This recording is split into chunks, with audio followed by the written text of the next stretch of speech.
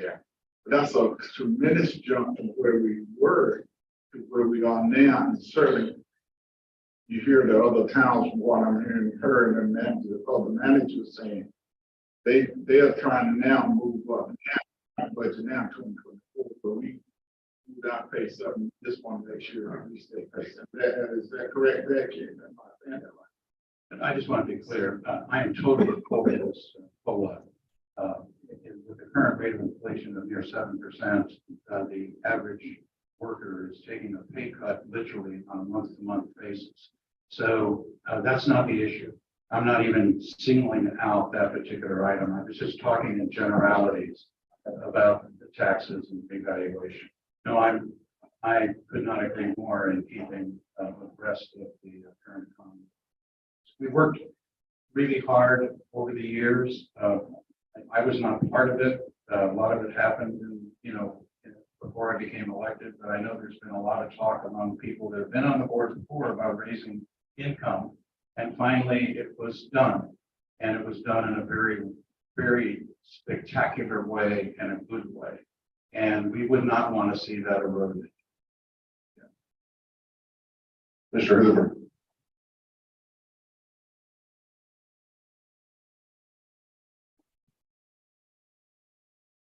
Okay, mine's more of a question, is it possible, I guess you would say, I can think about. But first I want to thank Commissioner Urban for what he said, because I haven't back thinking the same thing. Is it possible? Can we do an ordinance or whatever you were talking on affordable housing, holding accountable? But in this list, we have to decide what we want to cut. I agree 100%. The fire station COLA merit is just an absolute. But with the retiring debt that we're having of $400,000, are we able to apply those funds to say the last 5 items on here, which actually come up less than $300,000? That would then take those off of the list, and those funds would pay for this. That making sense? It's all already baked in together. Okay, that's I didn't know. Yeah. I would love it if that was an option, but That's what I was asking. Is it possible? it's already baked in. I think for me, I'm coming for you, Elizabeth, from some reference for the problem, I remember, was the pavings. I'm interested to hear CJ's presentation later, that to go from 1.3 million to 2.5 million is, my gosh, I mean, that's a real need. That's a leap, and we're not even suggesting doing that. We're only a 500,000 budget, but it's something that we really struggle with. I've been an elected leader now for 10 years, and John's been around for 12, and we've talked about wanting to make our paving keep pace with our needs, and every former town council has kind of kicked this can down the road, and I hope that ours wouldn't do that. But my goodness, $2.5 million a year, just jaw dropping. That's so some of these things we're talking about cutting, if it's $10,000 or $100,000, that's not going to really help our tax rate. We need to look at these really big ticket items. Mr. Darden. This is not a raw sort of budget comment, but maybe lifting the veil on the asphalt of roads project. I've seen evidence that a truckload of asphalt has gone up 40%. So that's where even the materials just cost so much more. You aren't going to see much movement in that. Yeah, but 1.3 million times 1.4 is 2.5 million. So there's more to the story. You're gonna enlighten us, right, Suja? You might want to stand behind these plexiglass.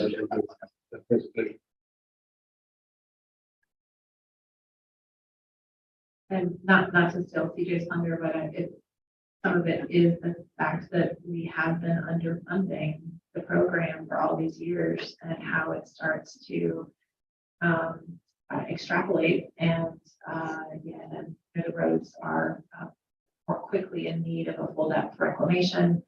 And so that is certainly contributing to it. And I'll be completely transparent. I have been saying, I've been in the seat, we are going to get to fully funding our paving program at Revale. That, we've been talking about it every single year. We're going to get it straightened out once and for all. It'll be painful once, and then it'll just be continuation funding. And when TJ called me 2 days ago, with that updated number, it was, to say it was disappointing was an understatement, because we were really proud to get the 500,000 into this proposed budget. But the 1.2 in addition just feels unattainable with the other things that we're trying to balance and add to the budget while trying to be sensitive to the tax rate. We're certainly, I want to be very clear, this is not a blasé proposal. We understand that these are impacts to our residents in a number like this. I respect where you're coming from, Commissioner Stefano, regarding looking at it as a percentage basis. I always like to look at it as the actual dollars to the individual property owner, because that's what they would actually feel out of their pocketbook. So because we are dealing with relatively low tax rates, those percentages can get very big very quickly, but how much it's actually impacting on a monthly or annual basis, sometimes the percentage is outsized compared to the actual dollar impact. So, we know that there's a lot to discuss through this budget process. There are a lot of moving parts. There are some opportunities to maybe tighten this before it even gets to you on the 8th. A lot of that will come down to, as an example, with the solid waste, what you might be looking to do that might allow us to have a little bit of a cost reduction there. There's a way to feel confident in bringing you a number lower than 27.5 as the official proposed budget. That will certainly be there. I know that would be delightful news to all of you, and myself included. But I just want to make sure that that the board knows and that the public knows that there is a lot packed into this budget. We are aware that it is an effective tax increase, and we're not insensitive to that aspect, but we do look at it from the actual monthly impact, and it feels at least a little bit more palatable from my seat at it on basis, given everything that it's I'd like to add that when Becky became town manager, she and I sat down, and quite honestly, previous town managers, will mention their name, Hazen wasn't, but sometimes, it was kind of a game, right, with the budget. And so Hazen would throw sometimes put some padding in the budget, knowing that the town council was going to demand that he take a penny or a penny and a half off. And so when Becky and I spoke, we're like, let's not do that. Let's bring a realistic budget. Not don't pad anything. Do the best you can with the staff that you have. And I think she's done that. So, what can we cut? It's going to be really hard to cut things in this budget. I mean, there's a few things, but as Commissioner Urban said, they don't add up to significant. A half cent or 0.7 cents or something like that, but they cut 2 or 3 or 4 cents out. I don't see what we can do. It would be very difficult. Commissioner Stefano. A little bit of levity to this discussion. For those of us that remember Senator Dirksen, he had a famous saying. He said, spend $1 billion here and $1 billion there, and before you know it, it adds up to real money.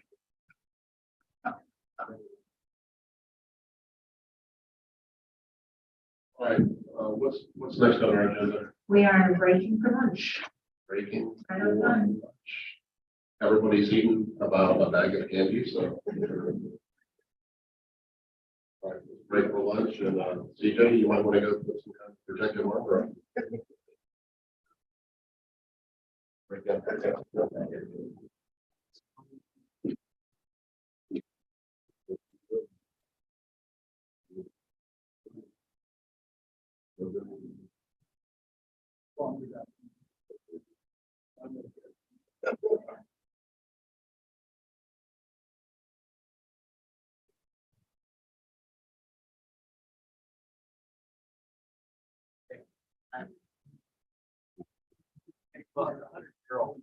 And what is the desire of the elected folks? We have an hour for lunch. We don't have to take a full hour. We got here earlier tonight. You want to take a full hour, half hour?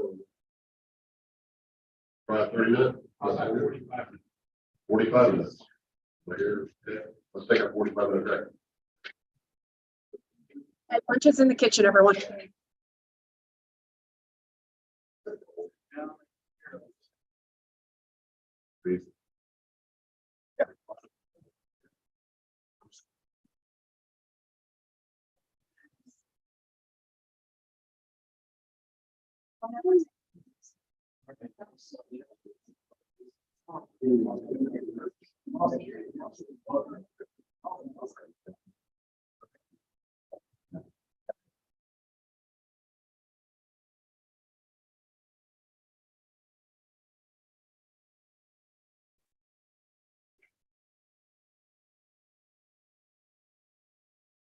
I was just gonna pull it up.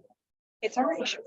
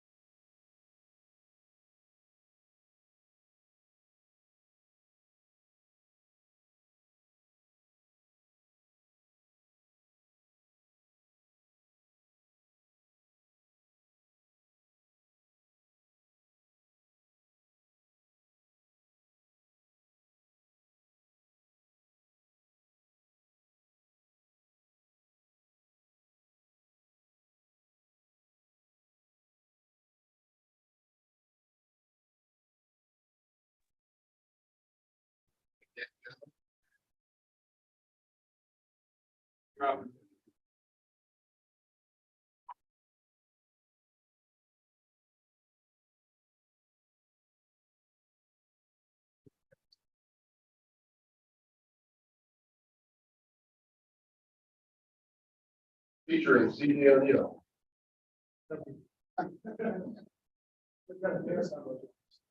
Or the drummer.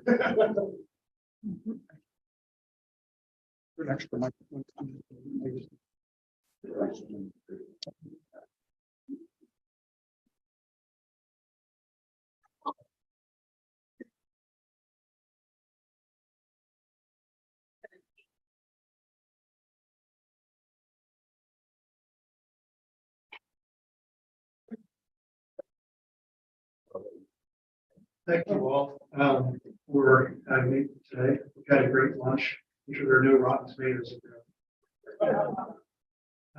So this is probably a review for a lot of you. Feel free to tune out, use something else for the next 15 minutes or so. Get a couple of commissioners that haven't seen what we do for payment maintenance. We're doing that. I'll get more into the discussion of the budget for the presentation. Any questions before I get started? All right, so this is the general performance curve of pavement. This is what a road does over time. So when you rebuild a road, or has a new road, it starts at 100. It goes kind of on this cycle, slowly losing ground every year, and then it's kind of like a steep line, almost like a cliff of what that road performance is. Then that evens out over time. So up here, graded road. Here, maybe 10, 15 years in, that's where you start seeing the steep decline. And then once you get into a really poor road condition, typically it stays poor, so it's constructive. So these are the general categories from good down to failed. And I'm going to start going through some of the things you might see in the good conditions for roads. So when you're in the top condition, you might start seeing some signs of weathering, which is where a little bit of asphalt leaves the surface. You start seeing the rocks, maybe it gets a little further. Some of those rocks pop out and fall down. So what looks like in a bigger picture. Some of the things that we do to help with that is one is a rejuvenator. What a rejuvenator does is it puts back in some of those asphaltenes that were lost during the process of putting that pavement down. The pavement's put down, it's typically heated up to about 300 degrees. A lot of volatile oils in there, evaporate out. That makes it more brittle. Rejuvenator helps put those oils back in, keep it more flexible, down together for a longer period of time. You can see down this. Well, first, this is the application. It's fairly cheap, at around $1.20 per square yard. And when it's put down, it's pink. And those are the asphaltenes, and it soaks into the surface. It doesn't stay on top; it soaks down in. This is what it looks like after a few years of treated versus non-treated. Definitely see the difference in the road between what was treated and non-treated. Another thing that we do is a seal coat. Typically, that's done a couple of years after we do a rejuvenator. What that seal coat does is protect that asphalt from the sun, rain, wearing from tires. Just helps protect the road. Price for that between $3 and $6, last 3 to 5 years. What we've been doing is a kind of a heavy duty version of that. It's called HA5. It is a can't remember the exact terminology for it. Basically, it's a good version of the seal coat. We did this over. Oops,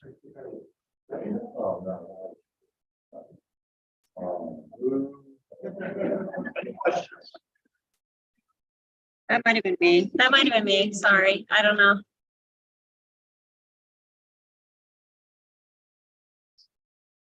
That's me. Sorry. I might have done that too. Sorry. So we did that in the neighborhood next to Hayden, and that was 5 years after. 5 years, I think they're 5 years after we did them. So depending on the weathering, it can last for a very long time. If you go down Green Road, you put this down. At the same time, Elevation Church put down regular seal coat on their asphalt and joins together. So there's a segment where you can see difference of a regular seal coat versus the HA5 put down. Ours is starting with weather, you can't tell they put in. So it's dramatic.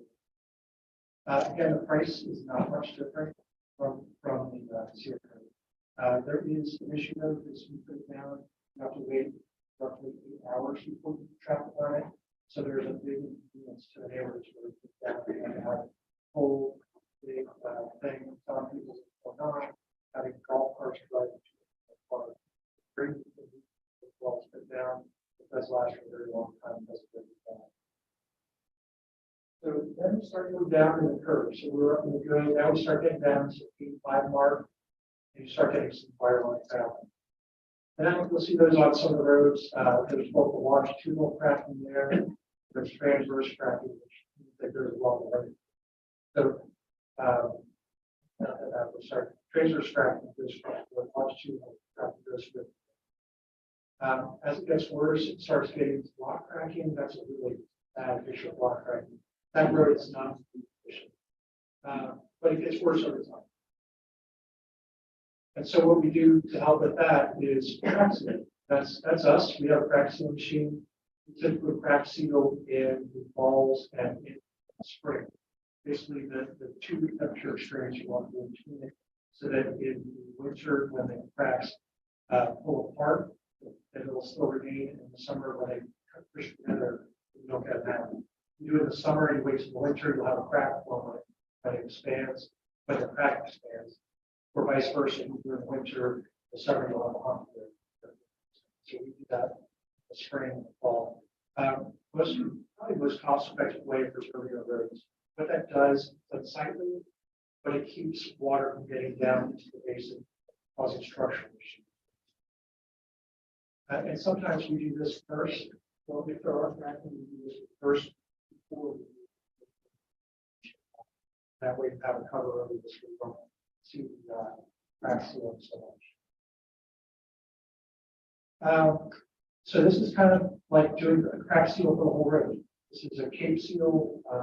This is done typically further on where it's not cost effective. Do a bunch of crack sealing instead you do the whole road. And what you have on two things. One, you put down a layer of chip seal, which you will see on state roads. Maybe you have a poly or modified chip seal. And what that does is it keeps the cracks from expanding through to the top. The chip seal is kind of rough, so what we put on top of that is a microsurface. So that's a fine textured surface, looks a lot like asphalt. You got down Rice Road, this is what was done on Rice Road. And that was done maybe 10 years ago. So the right application looks very well. Roughly $15 square yard. So as you can see, we're starting to get up the price. What these costs. The next thing we do, once that cracking gets so much that it'll expand through that cape seal, is mill and fill. We don't do much of this. Actually, we haven't done any since I've been here. What that does is it takes off all the asphalt, all the cracking. As there's no structural issues, go back in with a new layer of asphalt. Mostly by the time it gets to this point, we will have some structural issues. So what we'll do is go patch first, then the mill, which includes some of the patching we just did, and then we put in the mills. That's roughly $40 a square. So now we're getting down. So those were basically this area and up. And those are the non-structural issues. Now we're getting into more structural issues when water gets down and start having pumping and traffic affecting and something like that. So not sure what happened with the slide there. But this is running. So you can see how the road has dipped below what would be flat. So we've seen that on John Street, right? On the DOT. A lot of times that happens with heavier trucks that sit still. When that happens, that's not structural, that's just the asphalt. When you have where cars, trucks are running over time, the whole road, failures in the base, that's when it's a structural issue. That's when you start having issues with the road adjustments. And then alligator crack. So that's when we really are starting to have a lot of structural issues. Water's down the base now, the base is starting to fail, everything's starting to fall apart. Once you get to that point, patching in isolated areas, which we do on a continual basis for our crews. And then we also have FDR, which we've done quite a lot over the years. This does the whole road. It's basically reconstructing the whole road, brings it back up to 100. It's cement treated, so you right up the road, you add cement, you add water. It's almost like a light concrete base. Try not to put too much cement in there so it doesn't crack. So you want to hit that good point of having enough cement so it's structurally stable and not enough where it starts having cracking. And then you add the asphalt in on top of that. New road, better condition, typically like Westwood first built, should last longer. So that's kind of the overview of what we do. You can see down at the bottom, kind of this times when we do those different areas, and then the break where we go between environmental to structural issues. As you can see, it gets significantly more expensive as time goes on, and that pavement curve gets further. That's why we try to spend a lot of time and a lot of efforts at this top part to keep the road in good condition. And then once roads come to this area, we don't do a whole lot to them. We tend to let them go down further. There's danger, obviously, we go out action, but we wait until they fall into this area. That's really the best use of this area. Just make a comment. You know, I've had this discussion. This creates a lot of concern from our residents because they see relatively nice roads being rejuvenated and like, hey, what's up with my road? It's alligator in there. Why don't you fix them in? So this does cause the public doesn't fully understand this. That's causing problems. Roads look much worse than others that are being treated. Basically, last year's planning conference, I asked for a cost estimate to one time bring all the roads up to 80%. I think if my memory served me well, it was like 10.8 or something like that. But you said that that was not the correct approach, right? Can you explain why? Sure, yeah, you have to. So first, I'm going to go back just a little bit on this. So this is kind of what I was talking about, where this is what we're trying to do here. Basically, keep those roads in good condition, gets down to this point, spend a couple dollars to bring it up to this point, let it go down, spend a couple dollars, rather than waiting for people all the way down here and to spend $40 to bring it back. Now to get back to your question, the biggest reason is because a lot of our roads are kind of in this area towards the top. That's the biggest reason. So if we're going to reconstruct, we're spending a lot of money on the roads in this area. We don't have a lot of roads that are down in this area. Okay, so the reason wasn't a physics reason. It was the fact that we had a large portion of our roads under the 80%, that were over the 80%, is what you're saying? I would say more over the, say, 30 to 80%. Okay. Below there is where we want. Okay, but the original question last year was to bring all the roads, the entire system up to 80%. And if maintaining them at 80% would have been a savings over bringing older roads up to 80% over the same period of time. And I think you did an analysis, but I can't remember. But was it that your outcome was that it did not save us money? Yeah, when you looked over it in the long term, it saved us money in the first several years. But once you get beyond that, we're kind of back to the place that really that really, and I have to go back and look at this is going on now. I'll say the other thing is that with, especially with reconstruction, is you don't want to do a large amount at one time, because then you're going to have large amount all failing at the same time. That's a comment I was going to make is you have to maintain them all at the same time.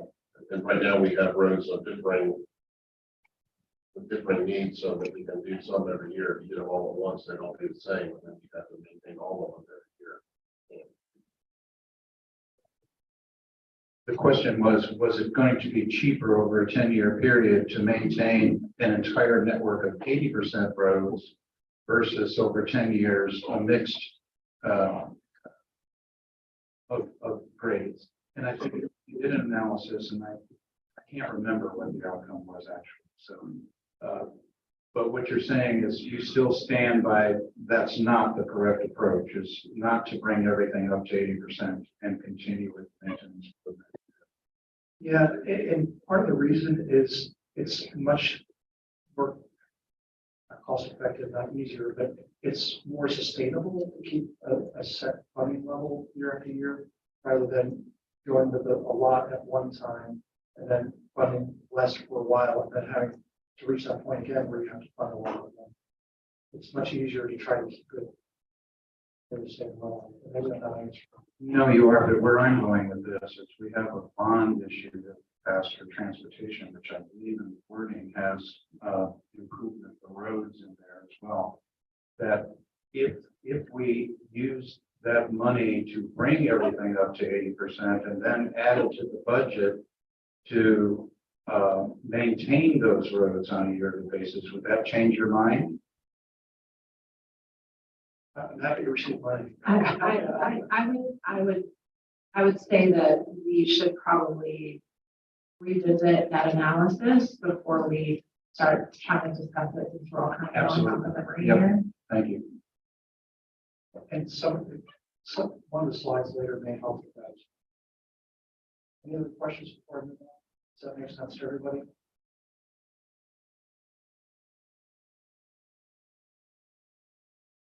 So, getting more into the planning. This is the cost of roadway construction since 2003. It, starting at 1 in 2003, got a big up there at 2009. And then you had a dip during the recession. As we slowly climbed. This is kind of where we started having COVID, and then this was the recovery. So you can see the huge increase in road construction prices in the last 2 years. And that's part of what is leading to this cost increase. The other thing, so this is kind of that same curve on the top, going here, and this is how our funding has risen over the years, and it has. So we have increased our funding over the years. However, it hasn't been enough to keep up with the change in construction. So 2011 was the first time where I brought to you all a recommendation on how we should fund our paving. At that time, we said $867,000. We did that annually and obviously increased it with the rate of increases for asphalt prices. We should be able to keep our roads in the condition they are. The funding at the time was $350,000. That was increased to, I think, $500,000, and later on $550,000, but still not to that $867,000. So that's several $100,000 each year between those times that it wasn't. 2014, we came back. 3 years later, not a huge increase. We're saying we're still not doing great, but it's not huge. 880,000 is what it's going to be. And I think we went up to 700,000 right after that. 2019, so that was 4 years ago. Now we're starting to see where some of those roads are starting to hit that curve. 1.25 million is what we were told it would take to maintain our roads in the condition they are. We raised it to 800,000. So now we have a 50% gap in what it would take to keep our roads in the condition they are versus what was funded. And unfortunately, now we're back at $2.5 million.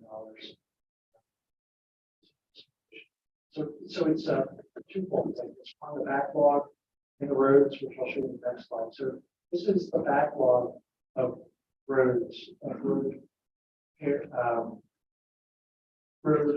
maintenance over the years, and this is starting with this year. So this is where we are right now, backlog of what's recommended versus what we're budgeting to do starting next year. Based on a current funding level, this is where that backlog looks over. And I wouldn't go past 10 years. 4 to 10 years is too far to project. That's where we're at. You start looking at different funding scenarios, so, this is the current budget. In green, the 2.5 million, which is what was proposed to keep our roads in similar condition. And I'm sorry, 2.5 and 1.3. So this is the one that we're proposing right now, which is not fully funded, but it's where we're at. We'll work to decrease the backlog for a little while, and then it starts significantly increasing, starting about year 7. The last one is the $2.5 million to maintain. You'll see that backlog starts to decrease with a little jump there, but over maybe 15 years, we may have been at a point where there is no backlog, and we can start decreasing. What this doesn't take into account, though, is the cost of it. So my guess is in 15 years, $2.5 million probably not going to be enough to keep it. That's not just time value. This is the PCI condition of our roads based on, again, that green line is the current funding on the time. Blue line is what we're recommending, which is better, but still not great. And the 2.5 million, which Commissioner Prado actually brings up close to the mark around. Oh, sorry. So that's basically where we're at. And open to discussion, questions. Any questions? Commissioner Urban. So CJ, what is this, the timeframe model on, meaning when we've had these meetings in DOT, everybody talks about the number of years to cycle through this whole thing. And they said, you know, I'm throwing numbers out there like, you know, 10 to 12 is kind of on the outer limits, but if you could do it in 8 years, that's the perfect turnover rate. Do you know, based on this model, are we turning over all the roads every 8 years that are all being touched, or 10 years? Where is it on the model? Yeah, so we haven't, so 15 years was what we were trying to do about 20 years ago. We never got there. We've been probably between 20 and 30 years is what we're at. So we've never dipped into sort of the best management practices where they were always talking 12 or so years. Okay, so we're always. But I'll also say that some of that is kind of like old school thinking, where is you are trying to keep the roads in good condition where you don't have to do that.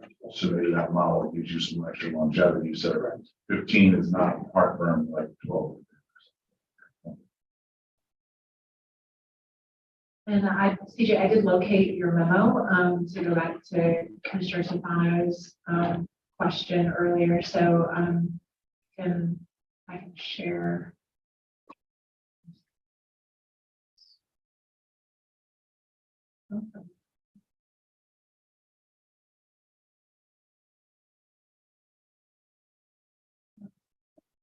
Look to as well as an system. System.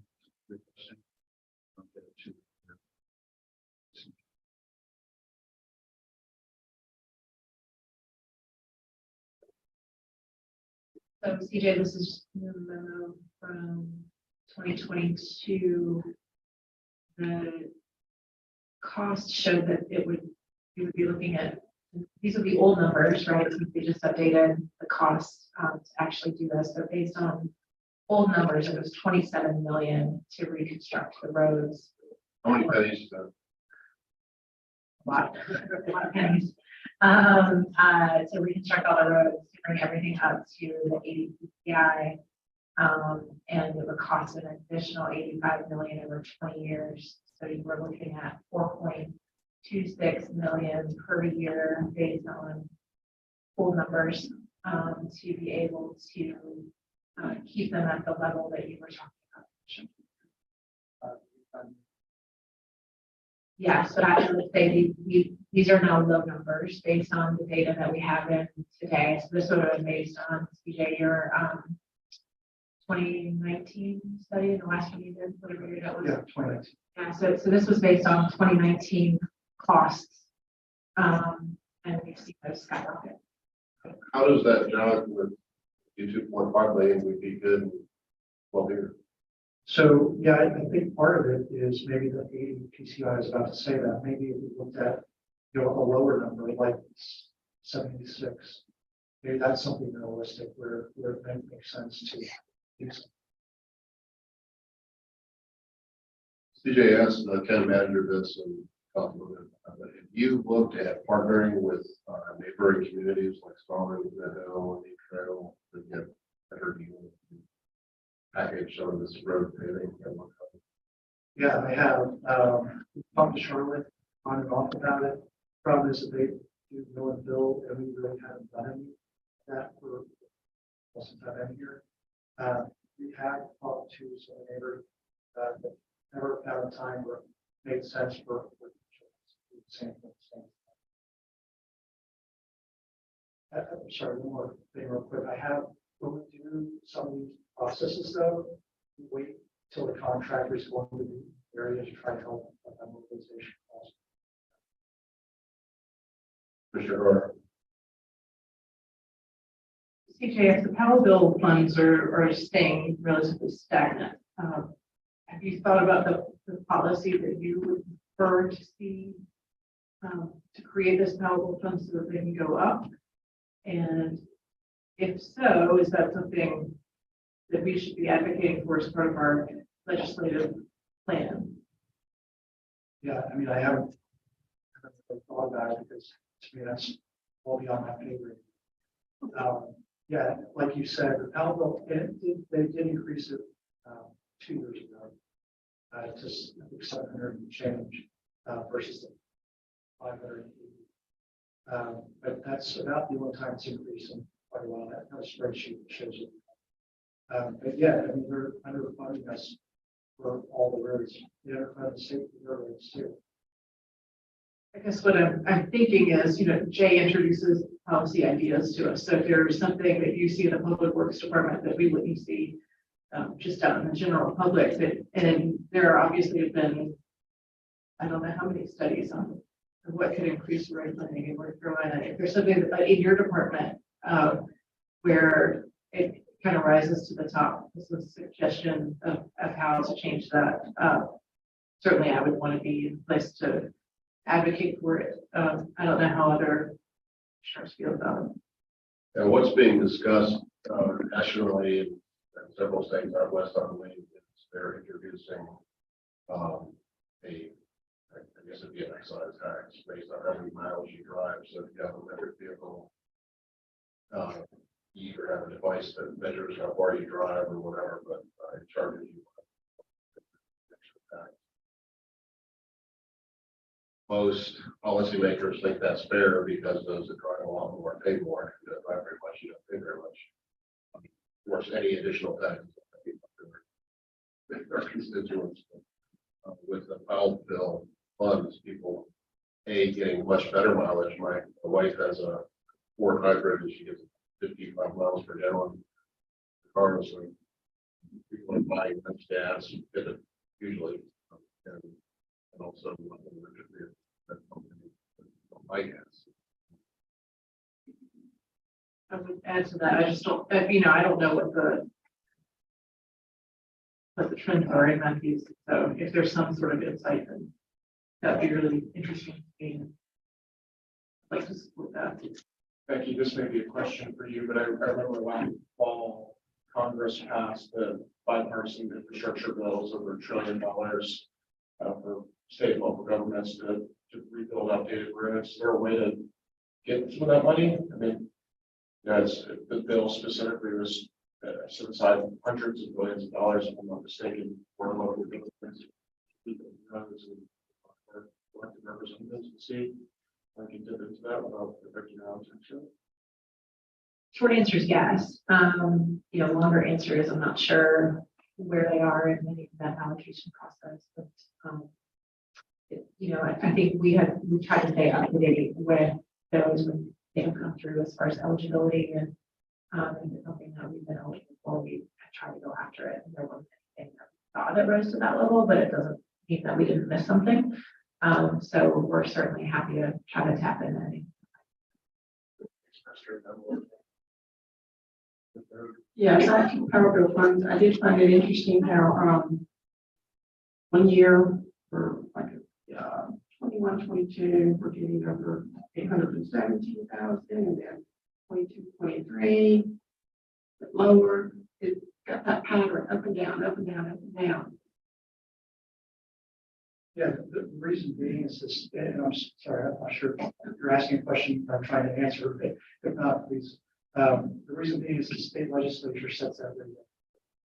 So they decide if, for a long time, it was only based on gas tax. 2 years ago, they supplemented it with the excesses they had. Any other questions for CJ? Pavement condition index. Pavement condition index. Anyone else? You got through that relatively unscathed. And the time of so remember that. All right, move on to the next agenda item. Region 3. Is there a presentation? Oh. See, yeah, sorry, I haven't had to go in this folder yet.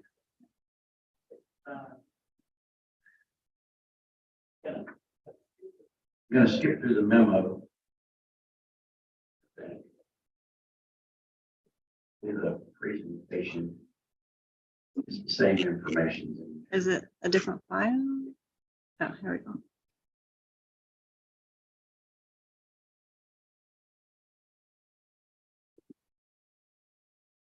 Okay, so,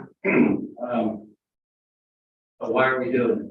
So, a couple things, in our business, time is everything. So our goal is to get to you within 7 minutes of the time we receive the call.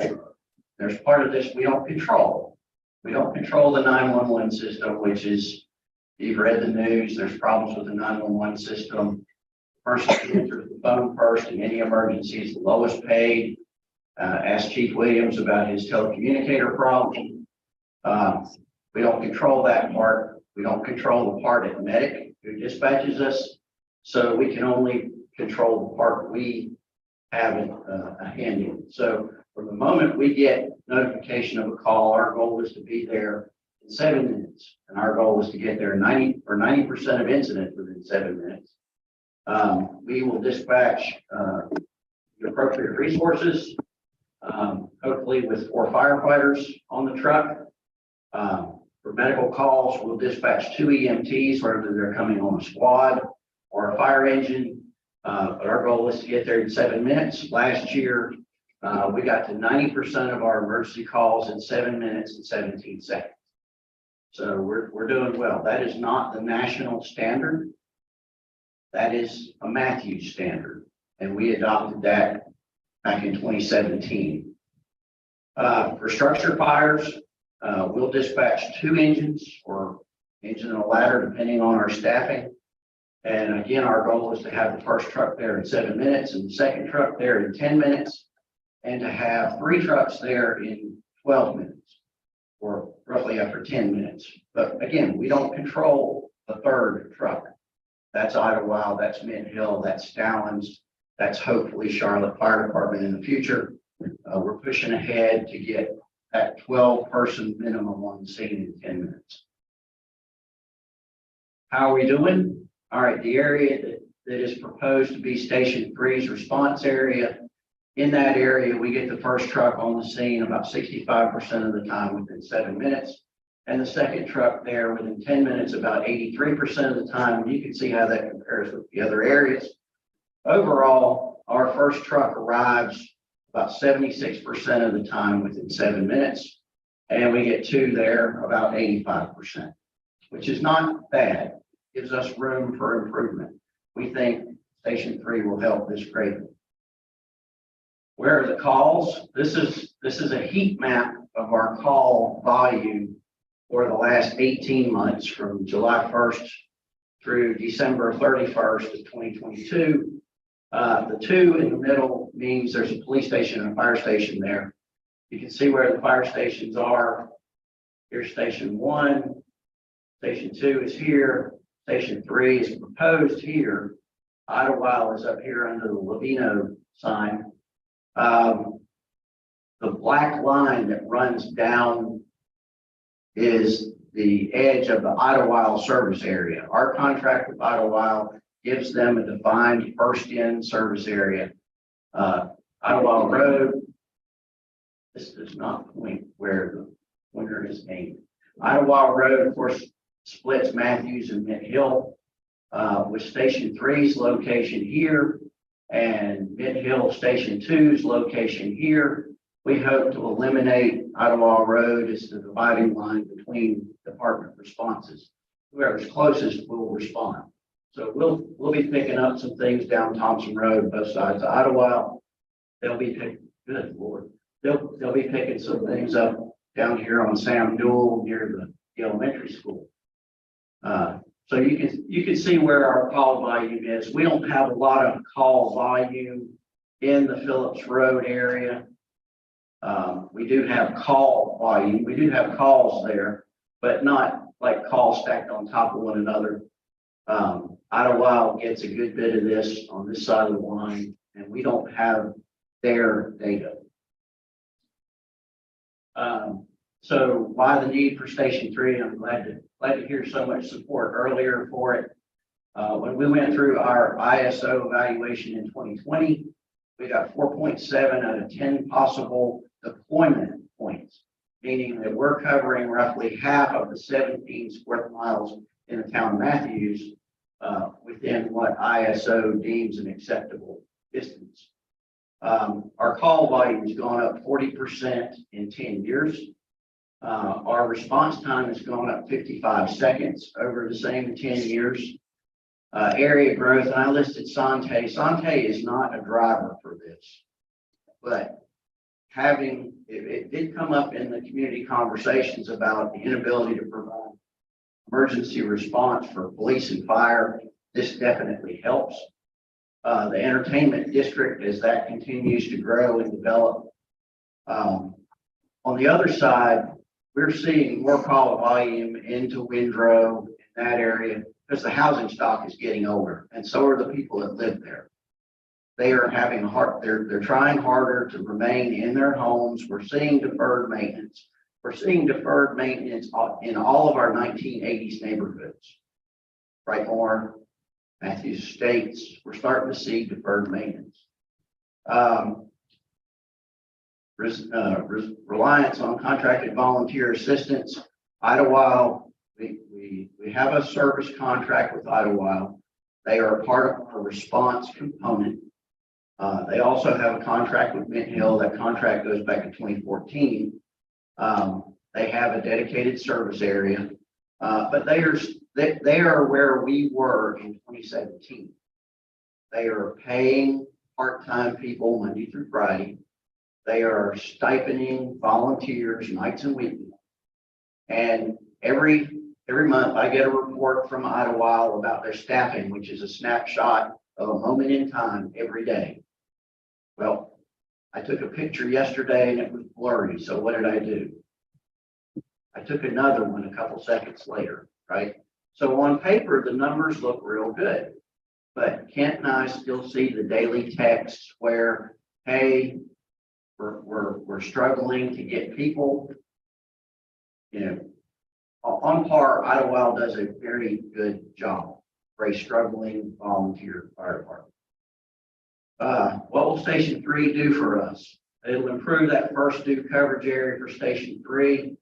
Up to 50% of the area that is in Station 3's response area will have less than half the distance, the closest response with the implementation of Station 3. All areas south of Idlewild and Rice Road will be closer to a fire station, closer to a response resource. Townwide, and this is not science. You won't find this in a textbook or the NFPA, but over the years, we have figured out that 1.5 miles from a fire station is a 7-minute response. By the time you get the call, get to the truck, get your truck started, get out the door, respond at about an average of 35 miles an hour. A mile and a half will get you in about 7 minutes. 2.5 miles will get there in about 10 minutes. So we use those numbers to estimate what that does for us. 48% of the town up from 35 will be covered within that mile and a half. And 87 up from 68% of the town will be covered within that 2.5 miles. So 87% of the town will be within our 10-minute response time goal. 95% of Station 3's area will be within 2.5 miles of the fire station. Improved resource reliability, our blended staffing program, where we have career people and part-time people and volunteer people, is working. We were told in 2018, this can't work. You'll never get part-timers and full-timers to work collectively. It is working. We've averaged 8 people on duty. Usually that gives us 2 engines and a squad to run medical calls. Improving our distribution of resources throughout the community will allow us to respond to incidents better. And again, we're doing this with Mint Hill. Mint Hill is designing Fire Station 2 that will go on Lebanon Road, just south of part of Wallace. They're also building a police evidence building and a public works facility on the same piece of property. So this is Becky and my favorite map. So this is where we are today, if that points in the right place. The blue and the green lines represent areas that are within 1.5 miles and 2.5 miles of an existing fire station. With Idlewild up here. So if you flip this just to right over there, this changes just a little bit, but you can see the uncolored road miles on the map. When we add Station 3, you can see how that dramatically changes for everything in this area. Now, we can't really fix Reverdy Lane. We can't really fix the Siskiyou Y area. We can't really fix Sardis Road North without a very expensive fix, but we have very low call volumes in these areas. We have a very high call volume right here at Windsor Run, but hopefully they're only half built at Windsor Run. We were there 250 times last year. Their health unit is coming up right now. It's basically a rehab unit. So when they get to assisted living and a full nursing, we think those calls will drop. I dropped this bomb on Becky the other day, and I'm going to drop it on y'all tonight, this afternoon. This is the property that Hendrick is looking at. That is going to be your biggest economic investment in this town. And it's right down the road from your biggest call volume area right now, and you have free land, corner Pleasant Plains and D Road. Just think about that. I won't be here for that discussion. I'll be watching. So you can see how dramatically Station 3 changes the landscape. So Station 3 is a process. So we've had land at Mercer Halsey Park for Station 3 since we acquired the park, since the county acquired the parkland, and we did nothing with it. We explored it in 2016 and 17. It's 2 acres. It's not a good piece of property to build a fire station. I think Mayor Higdon and John Urban got to sit in the 2017 seance. The rest of you missed that 3-hour meeting where we laid out what I call the 2025 plan. When I came here, I was given the task of developing the fire department for Matthews for the future. And that's what I intend to do. So I hope you're here with me to do that. 2021, Roger Martin offered us the property that Station 3 is going to be built on. We bought that land for $490,000. It's 4.7 acres. The house next door went up for sale Monday. It's 2 acres. They're asking $1 billion for that property. In 21, we drafted our request for proposal and we got consent from the board to do a design build concept delivery. We had 11 teams submit budgets for proposals. In November, with your concurrence, we selected Samet as our design build team leader with ADW as the architect. From November 22 to March 23, we embarked on schematic design. Initially, in our request for proposal, we talked about a 10,000 square foot fire station and a 2,000 foot community room ad alternate. We are at 11,944 square feet. We're pretty close. 2 mezzanines, 12,771 finished square feet. It requires about the entire 4.5 acres to develop this vision. March through June, we're doing design development, where we have, I know this is blurry, I'm very sorry. But again, up here at March, we approved to do design development. The architects and engineers are scurrying about doing what they're doing. We're providing feedback on a weekly basis. They will come back to us with a pricing iteration in June. They will move into construction documents in June with our concurrence. And June through September, they will finalize the construction documents. At the same time that's going on, Civil is working on site development. They hope to submit site or have available site plans to submit for approval by September. We hope to have building plans ready to submit by October. You will get another pricing iteration in October, which is pretty much referred to as the guaranteed maximum price. And if all that lines up, we will begin construction in November of 23 to complete in September of 24. Now, there's a lot of stuff in here. We're going to look at Mr. Urban and I were talking about, the cost of everything. The cost of fuel drives the cost of steel. The cost of wood is driven by the cost of diesel fuel to get the trees to the pulpwood plant. Right now, Duke Energy is saying that a transformer is 2 years out. So we're looking at refurbished transformers. Switchgear takes us from house power to backup generator power is running about 8 months.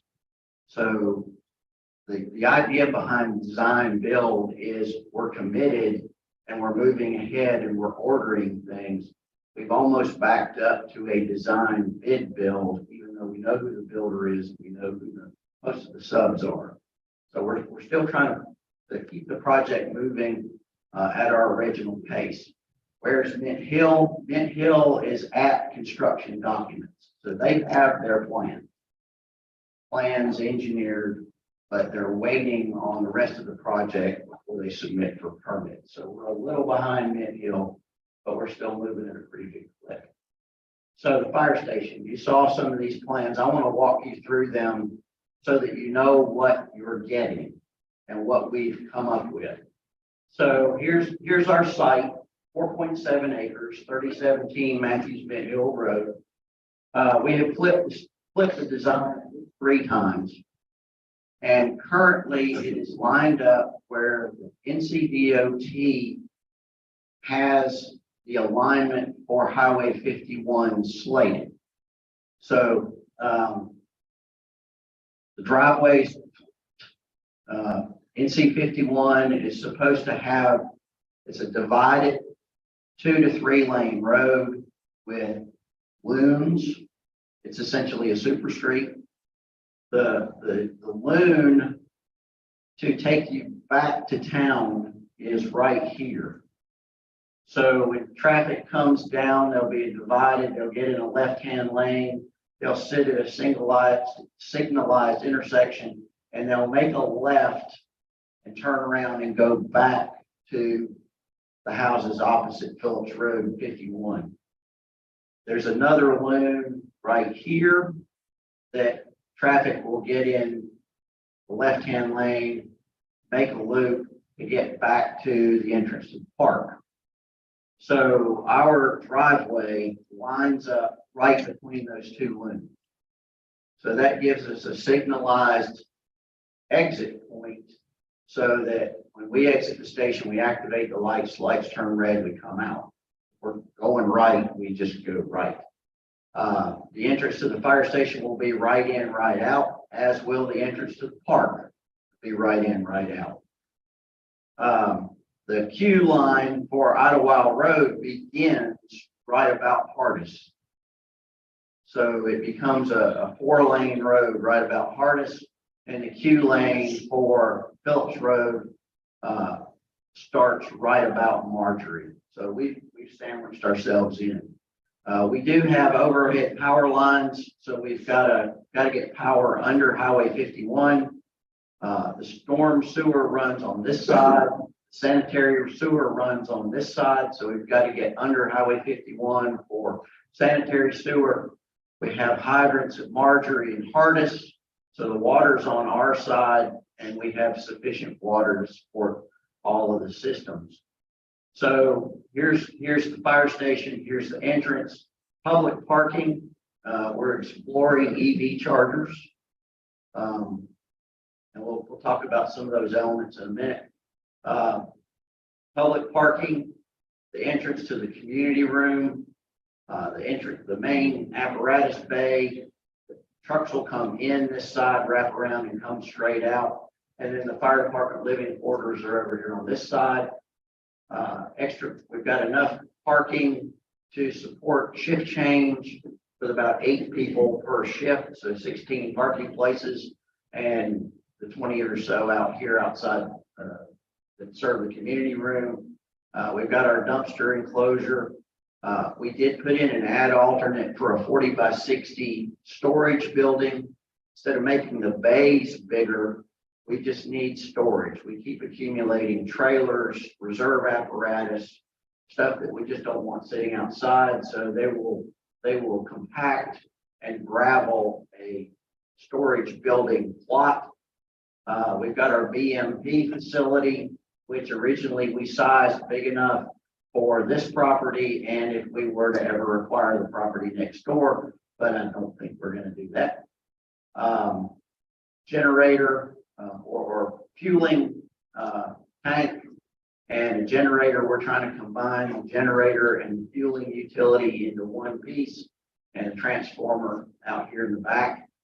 The main entrance to the fire station will be over here for the public, which does mean they will have to cross in front of the apparatus bay, but I promise we won't run anybody over. We can't get 3 driveways.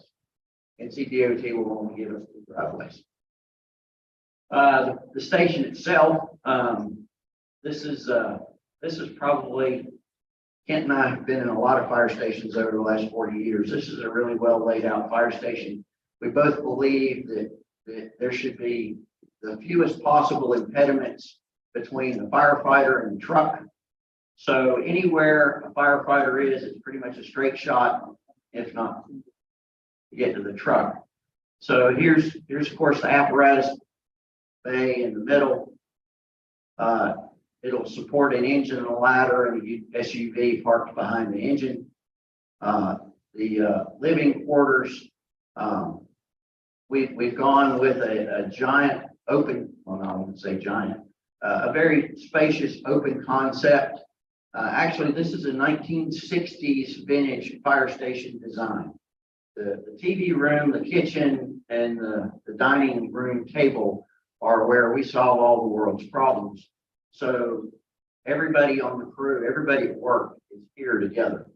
You get up from watching the television, you shoot out one hall and you're at the bay. You're eating dinner or cooking, you shoot out one hall and you're in the bay. The company officers are not removed from the crew. There's no hide and go seek in this fire station. 2 admin offices right here off the main entrance, the watch room, public toilet, janitor supply, rehab area. This is a service area for the bay. More than generous IT closet. Guess time's up. Every fire station we've ever been in, IT is shoved in a closet somewhere. We've built that room. Whoa, back up. Sleeping quarters for 10. So we have 8 bunk rooms in a dormitory and 2, they're labeled as officer bedrooms, but this might, in a future iteration, we may be able to separate the alerting for the suppression crews and the rescue crews. So we can do that. We've gone with it. We've solved the problem in male, female locker room space by doing a unisex locker room. Locker room has all of the uniform lockers. There's no uniform lockers in the dorm. That creates problems. So they're in the locker room, and then off the locker room are 4 ADA compliant, 4-piece toilet, shower, room to change. And then right through the locker room is the fitness room. And one thing the guys, CrossFit's all the rage. They'll take the equipment outside. We've got double doors that open onto the pad out back, so they can go do CrossFit, push stuff around. On the other side, we have our decon area and tool storage. You can enter the decon area without going into the fire station at all. So if we are contaminated, we simply come through this door. We're in the decon area. Turnout gear. I don't know if you have followed all the discussion about the forever chemicals, POFAs and POFSs. Most of what we use for our career are made out of that, our firefighting foam and our turnout gear. So our turnout gear is in a separate room that is self-ventilated. It's not stored on the apparatus floor, and it's never allowed in the living spaces of the fire station. So we've got turnout gear storage above that area, and above this area are mezzanines for storage for the HVAC systems and to give us a training element that we sorely need. Go down the other hallway, you enter the community room. The community room doubles as a coordination center, if that's what we so determine in the future. Standing room only is about 70 people. Normal function is about 24 people in a classroom, conference room space, 2 toilets and a conference room. If this is ever our EOC, and I think earlier we talked about continuity of operations, where do we go if town hall is impacted? We go here, and we've got a couple different spaces to use. Any questions about the floor plan? There's our mezzanine areas. We've got a Romeo and Juliet balcony that ground ladders. We've got some other space on the other side, so plenty of storage for the future. All right, so I got some feedback from a lot of you after Samet presented this. You didn't like the color, want to know if it could be bigger, and where's the brick? So the design of the station, I've listened to count. You like porches, you like brick, you want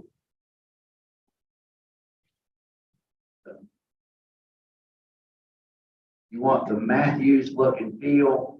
So we told the architects we're across the street from 100-acre park. We need that. We don't want it to look brand new. We want it to look period. So we've the center section of the building is concrete block with brick face. We're looking at a single layer block material that simulates brick to cut down the cost. It does have a 20-foot bay height. The reason for that is this enables us to raise the cab of the truck inside the building for maintenance. We've got a craftsman look. We've got a brick water table that runs around the base of the building, all the way around the front of the building. We've heard a lot about porches. This building has 4 porches, 2 on the front, on either side of the main apparatus bay.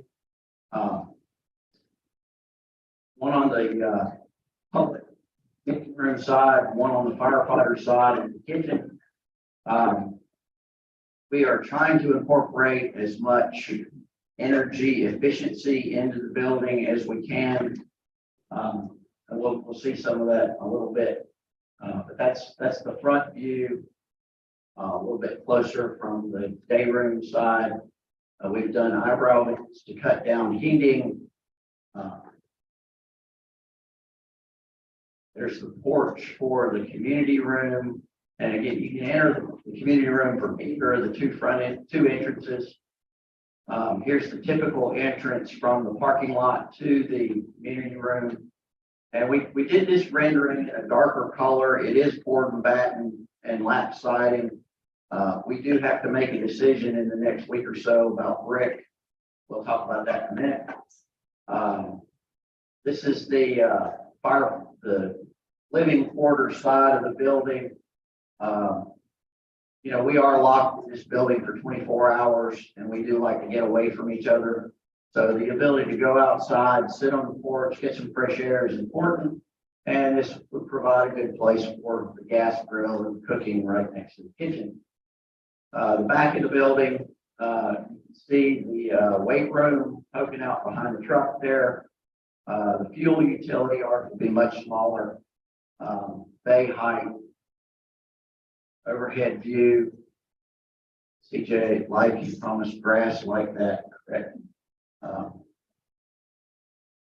Yes. So unfortunately, I clicked to the numbers. All right, so where are we? So we paid $490,000 in 2001 for the land. You approved $154,000 as the pre-construction services and schematic design. That also got us our survey and our geotechnical. We're going back and do another round of geotechnical. We're right on the cusp of, help me out, Mr. Urban, two different seismic categories. So are we overbuilding for one? Can we do some more testing and save a little bit on some seismic design? So we're working on that. You just approved last month 578,617 for design and engineering development. That goes to Banesh, Stewart, and our engineering contractors. Right now, they estimate construction costs, brick and mortar costs of $7,074,000. The total estimate, when you add all that together, is $7.8 million. There is still some value engineering. We're still going through cost saving exercises. We feel confident that there's about $250,000 to $500,000 in value propositions. And that's not eliminating stuff, that's doing things differently. To things that we're trying to determine, to add the brick facade is $35,000, put a front brick facade on it, or $115,000, or up to $115,000 brick the whole building. Can you go back to the front elevation? Just maybe one of them there front.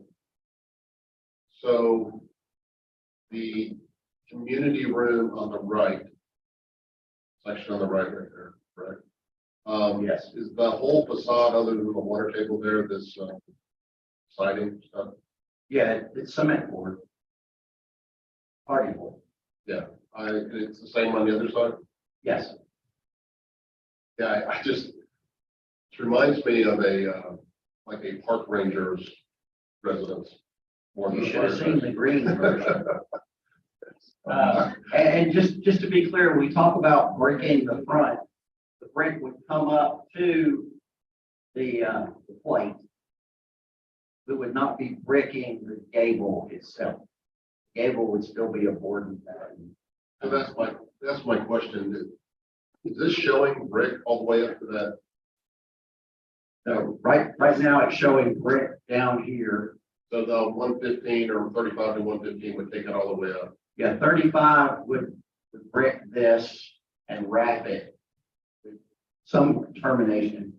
It would brick, of course, the front. I think You know, we still got to determine this, the archways would still be cement board material, and it would brick this around here. Commissioner Urban, is it the Lincoln's big brick that you speak so on that? That word did tell real brick. I mean, the stuff above it. And I would assume that the water table is real 4-inch nominal brick course. And if you were Yeah. to raise it up, you would just keep on going, so. Correct. Not like, not a thin sliver of brick. Okay. Yeah, I just think this is a building that's probably gonna outlast everyone. Possible session again in the pool. And, I would prefer to have it made out of brick. But, and we will take that under advisement.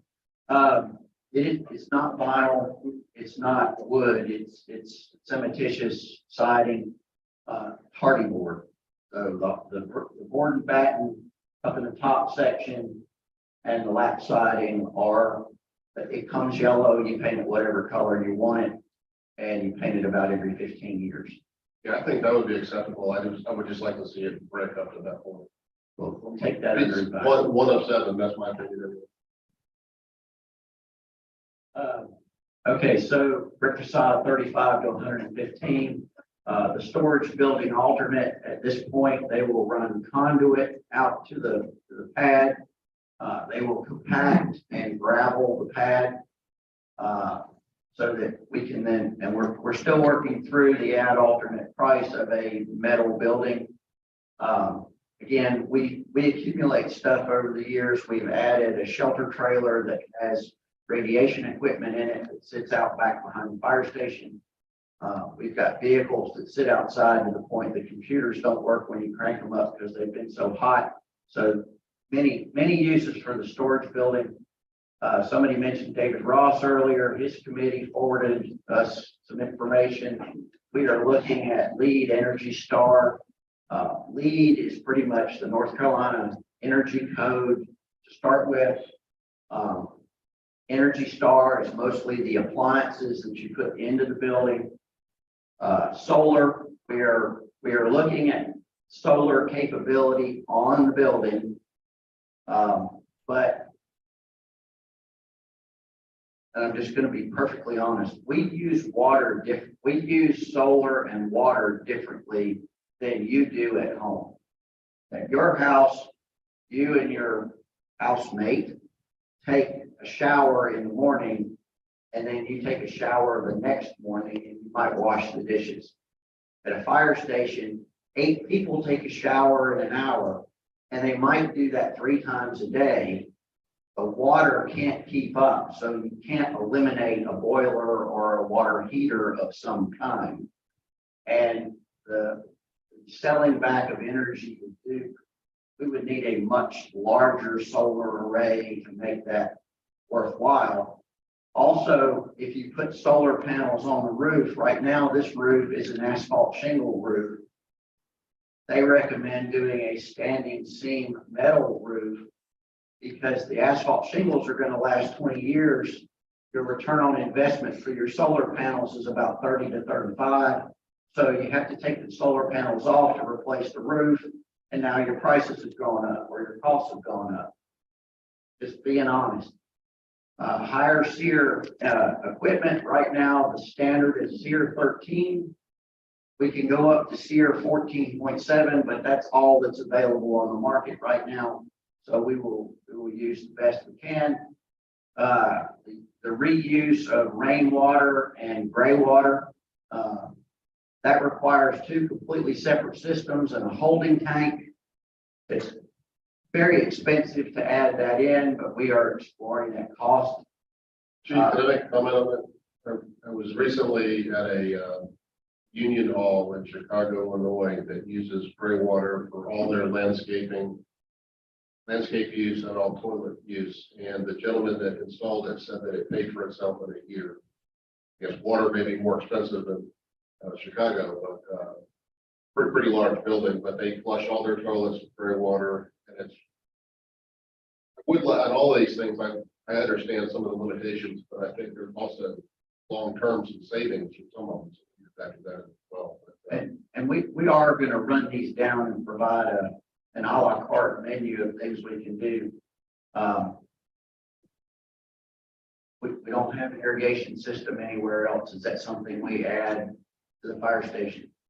And it wouldn't make sense to put an irrigation system in that's not tied to the water system in case it doesn't rain, because your grass doesn't grow. Anyway, gray water use, EV charging, we're discussing that. I don't think in my lifetime we'll see electric fire trucks in Matthews. We might see an electric SUV or something. But we're exploring providing these, or at least providing a conduit for that to be added later. Landscaping that helps absorb or dissipate some of the heat. So we're looking at those items, and we will come back to council with kind of an a la carte. Yes. Mr. So Chief K, on the lead Energy Star, I don't have a problem following the lead program or Energy Star, but I do not want to see the building getting certified. That is a waste of money. I think we're on the same All page. right, thank you. Mr. Capano. Excuse me, I'd like a clarification on all these numbers here, including the land. Including the land and the total salmon, that comes up to 8.3 million. Over there on the right side, we have a total of 346,000 and change. I'm not counting the value engineering, which I don't know what value engineering is, so can you help me understand what that is? Not necessarily. It's not necessarily deletions. It's alternate ways to do it. So like the apparatus bay is typically cinder block. It's where your highest, it's got to be your most resilient area. So typically you put up cinder block with rebar, fill the cavities, and then you put brick on the outside. We're exploring a double-faced block material that has a brick texture on one side and a cinder block texture on the other side that eliminates the need to go back and re-brick.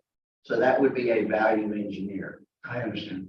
So we have a possibility of up to $500,000 reduction. Yes, Okay, we're the way the apparatus bay is built, whether it's a vaulted ceiling, flat ceiling, bar joist, wood, looking at all those options. So those are value engineering. okay, and the other marks there, are they relatively small? No, No. but I'm not lying to you. So permitting, we think permitting is going to be $31,000. That's by Luis's permitting calculator. Charlotte water tap and availability fees. Again, we've got included in this price is the tap itself, but we have to pay Charlotte Water. Thanks. We have to pay Charlotte Water contractors to install it, and we have to pay their water availability fee. Right now, we have to figure out what the water demand of the facility is to determine whether we need a 2-inch tap or a 3-inch tap. So there's still a lot of gray in there. We're trying to do a compound system that feeds the domestic and the fire protection system that's got to be in the building. Okay, so before we leave this page, let's assume the maximum value engineering, 500,000. We'll just knock that off against the land, and so it makes it easy. So 7.8 plus 346,000 on the right, without any question marks, without the question marks, brings us to around 8.1 million so far. That's estimating absolute maximum on the value engineering. If we throw in, Excuse me. I think the 7.8 includes the 490, right? It is not. No, the 7.8 does not include the 490, Oh, I but see, the correct. 490 was paid for back in 2021. All right. So it's not additional dollars that we're looking for. yeah. So what I'm saying is, just to help the cause here, the 500,000 down there that we could possibly remove cost. We'll just knock that off against the land and just call that even. Why don't you knock off the the right side versus the 500, because Oh, on the top down. that's we've right. already paid for the land. Yeah, I know, but it doesn't matter. That's part of the cost of the station.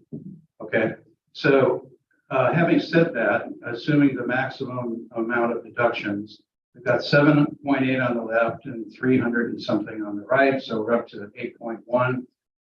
And we haven't thrown in the first year of, partial payment for the people, for the staff, which comes to 942,000. So we're up to 9 million already. And we haven't even covered equipment yet. So I just wanted to make sure that everybody, we were knowing what these numbers are all about. And that's not filling in where the question marks are. So we're up to 9 million without question marks. So after we fill in the question marks, we're going to be at who knows what. And then on top of that, we have the equipment. So we're possibly could get very close to 10 million already without even leaving this presentation. Rob, how about you just keep going with the presentation, because we've got a few more slides to cover that may answer some of those questions. Sure.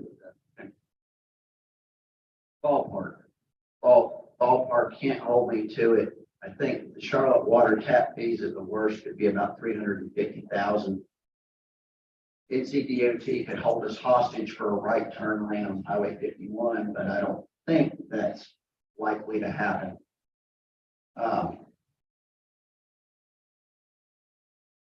So yes, I agree. It's expensive. I agree, it's expensive. The one about the, and thank you for agreeing with me. You said something about the water tap was approximately, you said 350,000? 350,000. Remember, we've got to go under Highway 51 for sanitary sewer and water and electricity. So Okay, so we're up to 210.4. All right, keep going. Thank you. okay, so assuming that we move ahead with this project, you've all said it's very important. May I remind you of that? This is classic Rob. Got what you paid for. All right, so currently we got 31 people in the fire department, 27 people ride the fire trucks. Yesterday, I was the officer on engine 22, so that's not enough. This plan will add 15 new full-time positions to the department, and it will add 1 part-time position on each shift, 24 hours a day. That hopefully gives us 3 3-man or 4-man, 3-person, 4-person companies and a squad of 2 and a battalion chief 24 hours a day. We will promote 3 new company officers, which will be internal promotions in March. This is a reclassification of existing personnel, and we will reclass the captains and lieutenants based on their new administrative duties, which Kent and I are working on right now. So the 15 new positions are 3 new chief officers, which we hope to implement November 1st of 2023. These positions will provide oversight to each of the shifts and will manage, have administrative oversight over many of the functions that we have to carry out. We're doing a lot of good things. We could do a lot of things better, and there's some things we're not doing yet that we need to.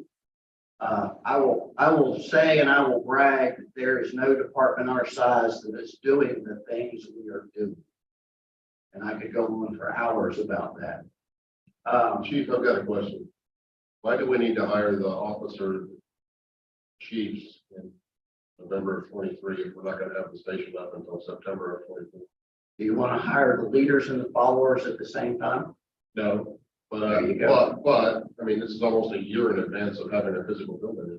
This is 2 months in advance of having the first of the new hires here. I'm getting to that point. Where that work? So, and I'm gonna draw some of you in as we go along. So 3 new chief officers. Beginning in November, we would start that process in July. 12 new firefighters, firefighter EMTs, beginning in January. Our plan is to hire and train uncertified people who are currently going through our hiring process. They would go through firefighter certification January through April. We would assimilate them with their crews after that, and they would go to night and weekend EMT classes July through December, and they would come off probation sometime around July of 2025. Why is that important? Mr. Whitley's concern. There's no way we're going to bring people to this organization if we keep doing the things we've been doing. We are the only department our size that is doing an open testing and hiring process. So we advertised, we had 123 applicants. We had 70 show up, take a written test. There's no written test in the fire service for departments our size, but we had 70 people show up to do that. It's a Durrani standard aptitude test. 47 passed. We are doing interviews this month for 47 people, and we're about halfway through, and we are seeing great uncertified character and caliber in that group, and we are getting diversity in that group. So our goal is to hire a certain number of uncertified people in January and either do an internal training process or send them to Rowan Paris or Concord or somewhere, which we would supplement instructor assistants. Again, they would graduate. Again, they got no experience yet, so we would assimilate them into their crews, work on their checkoffs. You got to admit, in this plan, one person on every truck on every shift is brand new. So we got to assimilate them. EMT is 2 nights a week and a Saturday a month. It's going to be the toughest, most rigorous part, but we feel certain that the Durrani test tells us they have the ability to understand that information. This is 11th grade reading material. You may think, well, that's not very high, but when you start talking about anatomy and physiology in the 11th grade, that's rough. Sometime around March, we would hire certified firefighters and EMTs to come up to the 15 number or the 12 number. Again, form the crews and be ready to go. And they would come off probation sometime around September of 2024. And in the midpoint, we're doing a promotional process for company officers, and we're reorganizing or reclassifying where they are. So this is a phased program. We looked at the total full year cost of each position. Firefighters roughly at our $49,000 starting pay plus 10% if we get really stellar candidates with experience. $591,000. 3 chief officers, $278,000 per year. A reclass of firefighter to lieutenant for a quarter, $31,000. FLSA overtime, firefighters work a 56-hour schedule, of which 3 hours every week is overtime. So that's why we have to have built-in overtime. Fringe benefits, which include 401k, retirement, healthcare is in here somewhere. It might be another slide. All of their fringe benefits are in there. Adding one more part-time person gives us the bench depth we need when we have to send folks to training or they're out sick. It also keeps our numbers up for special events, merit to be determined. So in this plan, the partial year funding, you can see how that breaks out into green and in the yellow-ish. difference between the full year and the phase plan. And then the full year funding for FY 25, which assumes a 3% merit, down there at the bottom. Operations expenses, phone reimbursements. Each member of the department gets a phone reimbursement because it acts as our secondary notification device. And in the fire service, I can't have any of the, it's my phone, I don't answer it on the weekends. If I call, they answer. Training, it costs us about $14,000 to train the 15 new people, $9,500 for uniforms. We give every new employee an NFPA compliant physical. Professional dues, they're all members of the North Carolina State Firefighters Association. That's what qualifies them for line of duty death benefits. Pension, they're in the North Carolina Firefighter and Rescue Squad Workers Pension Fund for a whopping $170 a month when they retire. Technology, we have per user cost to many of our technology platforms. Adding 15 people is about $8,000. There's no capital expense for the fire station in 2024 or no operating expense for the station. Turnout gear is about $84,000 to equip 15 people. New vehicle for the chief officer, and underneath, you're sharing your screen is about $12,000 in HR expense. That sounds about right. Pre-employment testing. We put every new employee through a background check, psychological test, NFPA physical, and a polygraph. We know more about them than their parents do when we get done. Partial year funding for some of that, and then FY 25 full year expense. We think it'll cost about $125,000 to run Station 3 based on Station 1's current cost of escalations. So FY 24 full year funding would be $1.5 million.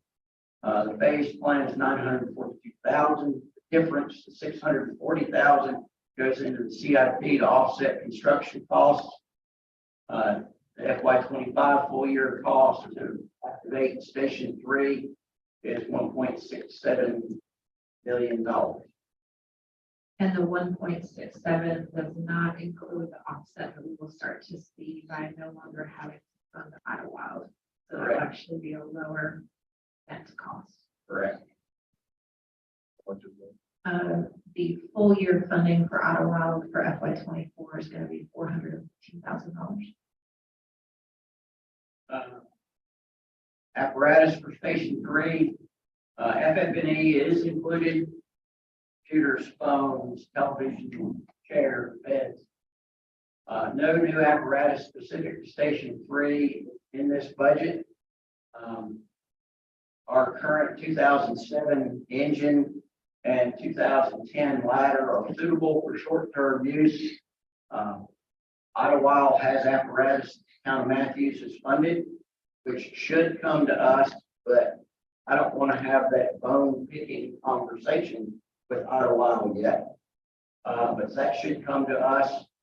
Our ladder and our 2007 engine are in need of replacement. They are in the budget forecasting model.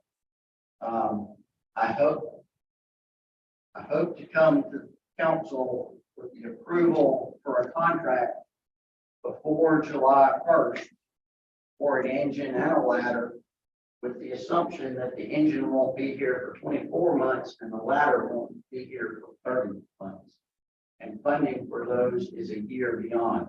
Yes, Mr. McCool. Now, I got to tell you what we're fighting. So apparatus delivery times have ballooned because of the net worldwide aluminum and steel shortage. In February, Cummins Diesel Engines, who provides most of the diesel engines and fire apparatus, announced the end of their two most popular fire truck engines, the L9 and the X12. You really don't care about that. in favor of an autonomous fuel motor that can be applied to hydrogen, diesel fuel, and gasoline. The difference between the current X12 and the new X10 is $70,000 out of the crate. And when they announced the new motors, which don't exist yet, the old motor price went up. So what I am trying to fight is a manufacturer price increase, getting my name on a list so I get engines, and getting the trucks here before the old trucks are at end of service line. Mr. Floyd, When you put in an order, is there a deposit fee? No. Now you can cut your price by paying ahead. You can cut your price by paying for the chassis when it's built. But the one we're going with builds the chassis and the apparatus, so there's really no breaking point. So you don't start any, there's no payment obligation until delivery. Payment is due 1 year after delivery in a typical finance. That's how we do the rest. Okay, thanks. So, couple other big ticket items that are in Becky's forecasting model. Our breathing apparatus is a 2007 NFPA standard made in 2012. Typically you can upgrade breathing apparatus. Guess what? There's no upgrade for our breathing apparatus. First generation when we bought it, and they changed the design.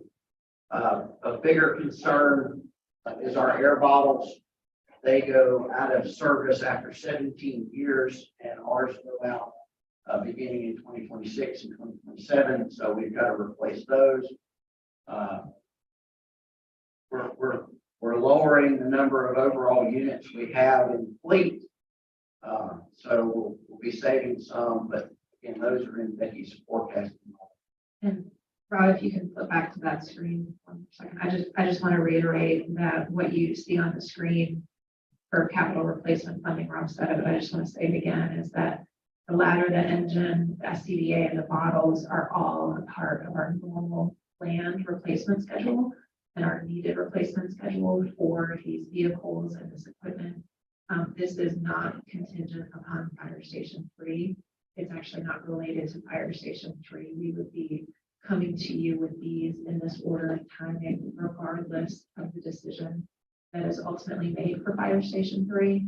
The reason why there would be a request to you to consider action on the ladder and engine in the next few months is because of that lead time. So even though we're not going to need to make a first payment on one until 2026, the other one until 2027, like Rob said, we've got to get in line. So that's why the timing is coming to you now, but we won't be looking at needing to make any payments on either of those for a couple of fiscal years if the board in fact wants us to get in line. Thank you, Vicki. The question on the apparatus coming from Minto, Idlewild, well, yeah. Is that going to coincide? I know you mentioned it earlier that they were in a particular process in their building. Is that going to come and coincide with our opening, or is there going to be a lag of some type? Our hope is that we help Idlewild transition out of business as we transition Station 3 into service. So one will close its doors and one will open its doors at the same time.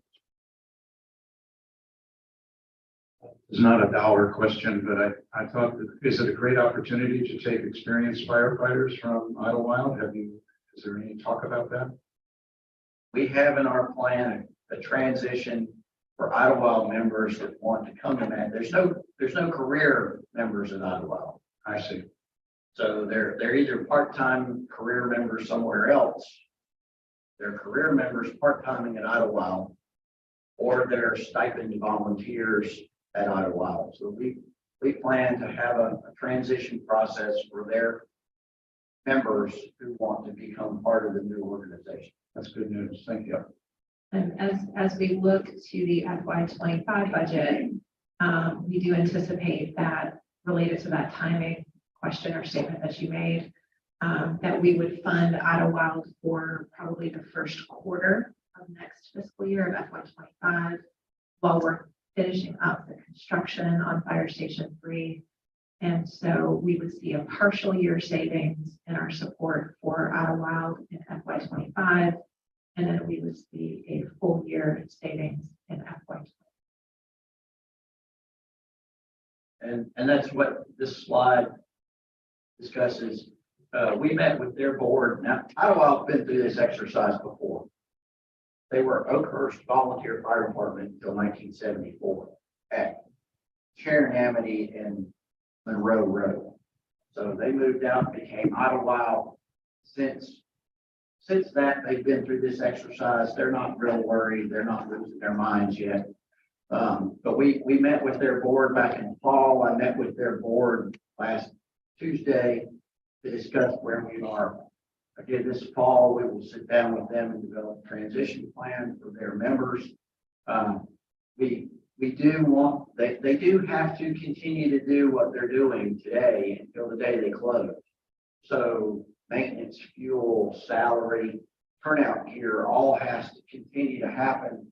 But we're working more collaboratively with them than previous. If I turn out here, we want it to be equivalent to what we're buying, because hopefully it's not us. 2023, we funded them at $370,000. This year, they requested, and I'm recommending $415,000. That keeps their part-time salary and stipend equivalent with what we're paying our members. So we're not siphoning off their staff. And we would look to pay them about $100,000 a quarter in FY 25 if our building plans close. That's our plan. Do you have any questions? Commissioner Willie? Chief, for diversifying the hiring process and bringing on some people of color in that process. Back on the pre-new chief, would you make sure that in that process, there are some people of color too? My two concerns with fire department, police departments, that you doing a good job in now bringing, especially the police department, in the lower rank officers. When we look at the top of upper rank, there's no people of color, and that cannot be. So I appreciate that in the process. Now I see down here you got promoting 3 internal. Is that from the 1 and 2 staff? That's from the current firefighters that we have, yes. That's captains and lieutenants. Well, this would be firefighters promoted to company officer. This would be patrolman promoted to corporal in the police department. Okay, so they're reclassifying this. So it's the fire officers promoted to lieutenant captains moving up. Correct. Now your current captains and lieutenants that you have in 1 and 2 now, where are they going? See, what I don't want to see is that what you've got now go into fire station 3 and there are no people of color in either the captain or lieutenant. Does that make sense to you? It does, but it's kind of like a 52 card deck. You can't bring outsiders in to become your company officer. But yes, when we open up the process, we're going to do an open process for chief officers. We've done an open process for new firefighters. Some of those new firefighters can compete for company officer. We will make sure there are no impediments to anybody of color to participate in the process. Okay, so now, when you say you can't bring in officers for chief and lieutenant, is that what I'm hearing you say? Let's use the term company officer. Well, I mean, when you said it, we don't know what that means. That means the person in charge of the crew. Okay. Do you have any people of color now with that position? No. All right. So when you brought on the assistant chief, he was from me and you got him from Charlotte, is that right? That is correct. So why can't you find some outside captains, lieutenants that are retiring or color from Charlotte to bring them over there?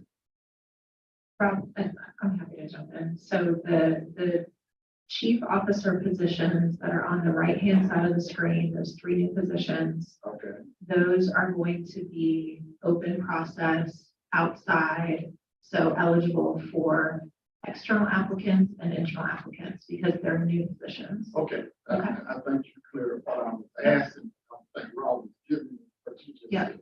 So, So, because what it seems like, you hearing it, you're gonna make those 3 new inside, I know what you got in.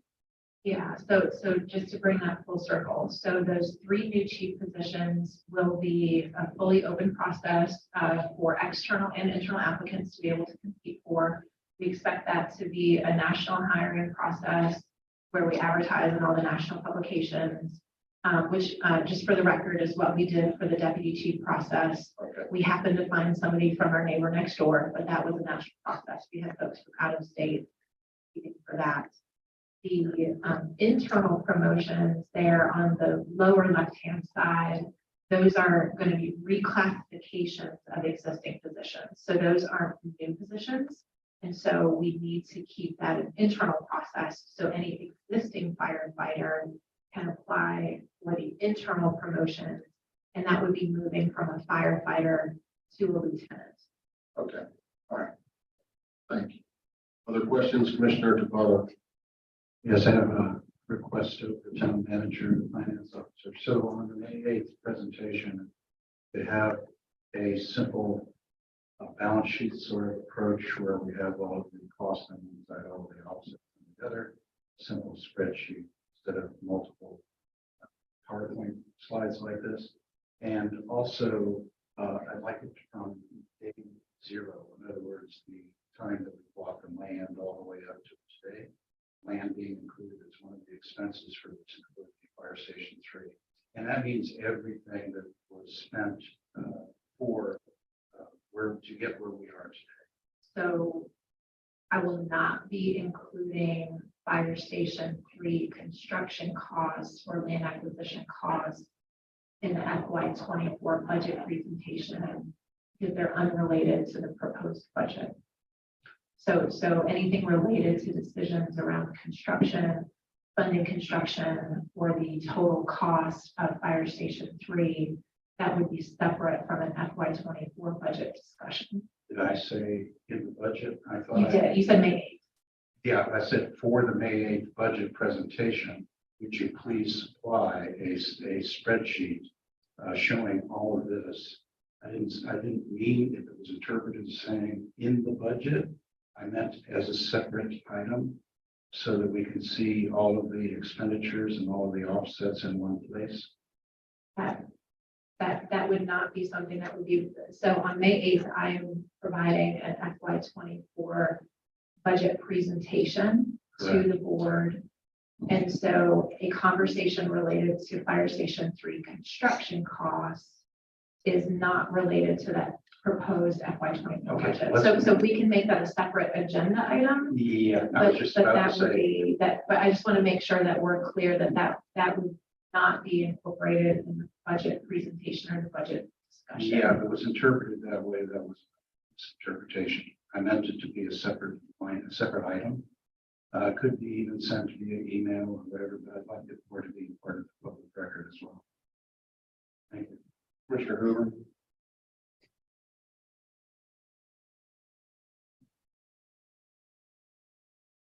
Just for any concerns with Commissioner Whitley, I'm sure we all are aware.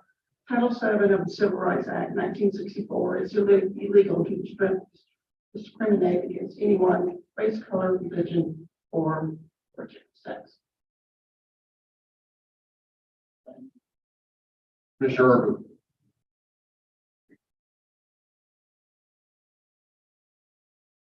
So Rob, questions. So under the design development, obviously there may be some adjustments being made here. Because every corner and time you turn, there's a cost to the design of the building. Are they continually looking at refining the design, although small increments to look for those savings? Or is this plan pretty much, it is what it is? Because and if it is, maybe the conversation lends itself to the way the roof is framed and exploring options there, because again, in conversations I had with someone that's familiar with fire station design, comment was a lot of roof undulations, and there's cost there that could be cleaned up that the public doesn't notice, the design notice. Second item, to the mayor's point, Mr. Mayor, would you be opposed to certain surfaces or planes of the building that are facing Highway 51 were bricked, and then the cementitious hardy board was used elsewhere, meaning the front facade versus the rear or something like that? Could be a portion brick. Yeah, I think, you know, it's obvious the costs are all this is all expensive, so yes. I would be. So we could look at how we start and stop the brick on the front of the building that kind of gives it the look here. Yeah, I just, yeah. So the last thing, Rob, is, and I don't know if they've had this conversation, I don't know what the timing of the site approvals are. But sometimes in the design build situation, since time is money, the village to fast track the project, meaning doing an early foundation package and breaking the project down. Now, I would expect in light of what we've seen working with Samet that there would not be an increased cost in this. It would just be a rethinking of how they submit. But if time is a money situation, you can't submit until your site plans are approved. It's a waste of energy. So maybe it's a conversation with them. Hey guys, could you peel off the early foundation package and get that submitted in the process? You could shave time on this because we're going to be ordering things ahead of time. This kind of fits into that. Yes, sure. So yes, in the design build process, you're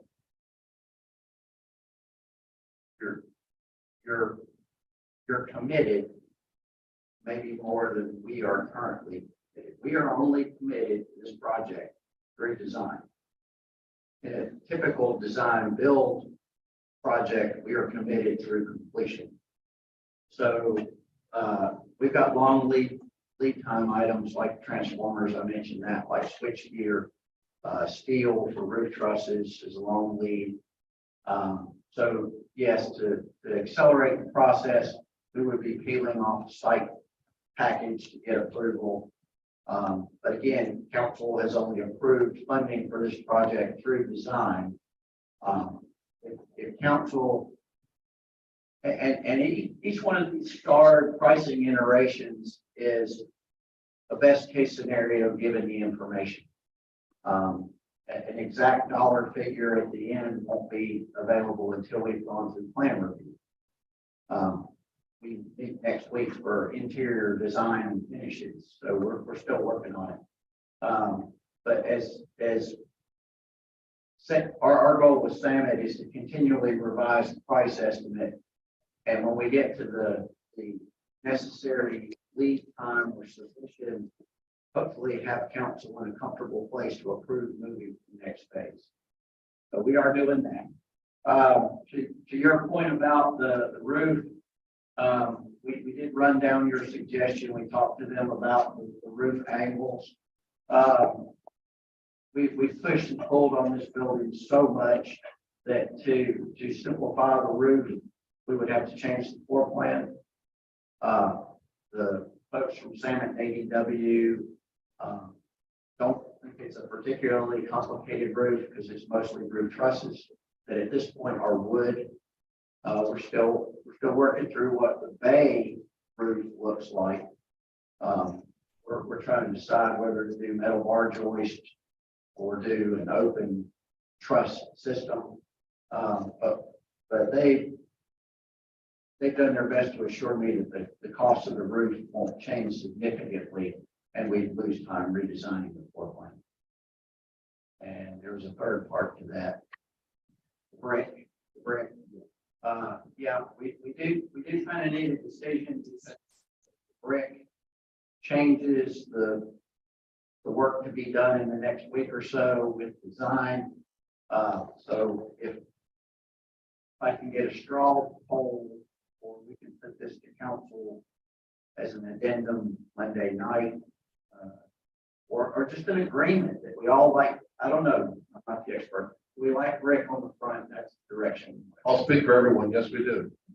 I'm just kidding. Of course, Is the.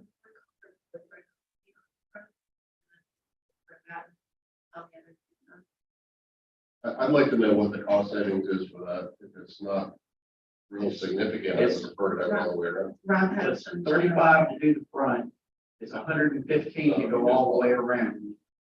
I can't remember the third number, which was to break the sides and have the back be vertical. I want to say it was around 75. About 75,000. Question, are we talking whole brick or stick on brick? We're talking whole brick. Normal modular brick. On the front, Anytime we're talking about brick, normally, normal modular brick.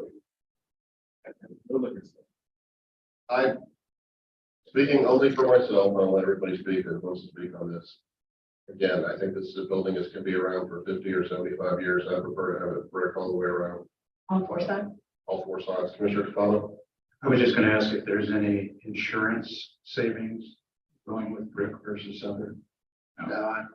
We would, well, we self-insure through the League of Municipalities right now, but typically with fire insurance, brick versus stick, doesn't matter in town.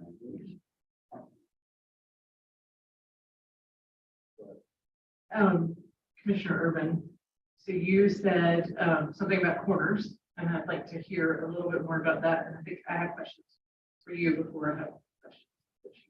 Well, I mean, I wasn't involved in the design iteration process, but every time I turn a corner, it's money. And you can design a building as a box, or you can design it with lots of undulations, and that's what the cost is derived from. And knowing what the program is and where pieces and parts are, that's the problem child of how do you begin to move them around to consolidate them. The floor plan is, basically two axes crossing one another, and there's some appendages, but yes, I mean, anytime you have inside and outside corners, more than four, you're adding the cost. I'm hoping that they're exploring everything. I mean, like all architects, we get to the point with our design fee and with our time, and just put our pencils down. But I think that there could be, if you couldn't consolidate the plan better, you could do some things with the roof structuring of it. Trusses can span great distances without interior load bearing walls. I just want to make sure that they're putting the best foot forward. I'm at fault as much as other architects are at fault. Sometimes we get to a comfort level where we're done. We're sort of like, this is it. We've explored all the options. From that aspect of it, it's the same sort of brick conversation is adding brick to this building does not make this a brick building. No one builds real masonry structures anymore. No such thing. There's wood behind this wall. So, and what cementitious hardy board does, it's designed as a rain screen. It's designed to keep the water out. A brick design is to allow water in to flow through the cavity and back out again. So in reality is a brick wall is more prone to have water circulating in it than a cementitious wall would have in it. So we have to design special flashings and air barriers and paper barriers and stuff like that in a brick wall, because it's not really a full brick wall. So I'm not too concerned about the brick conversation, but if the branding is brick, doing front facades fine. But you're spot on, Renee, about articulating and adding corners and doing things like that. It's all a cost process. And I don't think you go into wholesale redesign on this thing, but I just don't know if there's some way of simplifying at least roof configurations and framings and stuff like that. And that's the job of SAMIT and ADW to continue to work through that. Does that help? That does help. Thank you. And your comment on comfort level speaks to me, because I feel like we're really letting AEW set the cost of this fire station, and it is our job, probably as the board, to say, here is where we're comfortable, and you've exceeded that. So my next question to you, Commissioner Urban, is it common for, sorry to put pressure on you. Is it common for somebody to come to you and say, we have this building that we want to design, and here is our budget set for design fees and construction. This is where we want to land, and we want the cost to come in under that. You do your job to hit below that cost. I'll preface that I don't design fire stations. That shouldn't make a difference. Yes, a client will come to us and say, I have a building of X square footage, this is my budget, can you design in that realm? And based on experience or precedent, we usually can offer up that structural system, the type of veneer, the type of configuration, and knowing, if the budgets were really tight, the building kind of reflects that in the way it's shaped or articulated. So, sometimes you get a box and sometimes you get a donut. Depending on your budget. I'm looking at this, and this is to you, Chief, and obviously I don't run fire station design, but I dearly love someone who does. And I feel like the architects on this are designing for visual interest on the backside of the fire station as much as they are on the front and on the sides. And I understand that you want to have an interesting building. This looks like a building. How do I put this? We all want to be proud of this fire station. We all want the gorgeous fire station. This fire station is designed for ADW to be proud of, but I don't think it fits with the constraints of our budget. And the difficulty of talking about this whole process without being a budget season is not having the full picture. And coming in here today and seeing sort of budget outlooks and then looking at the fire station and saying, well, that's where a lot of that ARPA money comes in. I want to see more of a balance, and I want to see that budget cut back from a $7 million construction fee to a $6.5 million construction fee before we consider that $500,000 for value engineering, so that we can fit it into keeping Matthews livable for the people who live here. We talk a lot about affordable living, but I keep seeing, things added to it. I want to see some of the budget, the bond projects come into being, and this all starts adding up and cutting into future possibilities. Where I look at, my property taxes.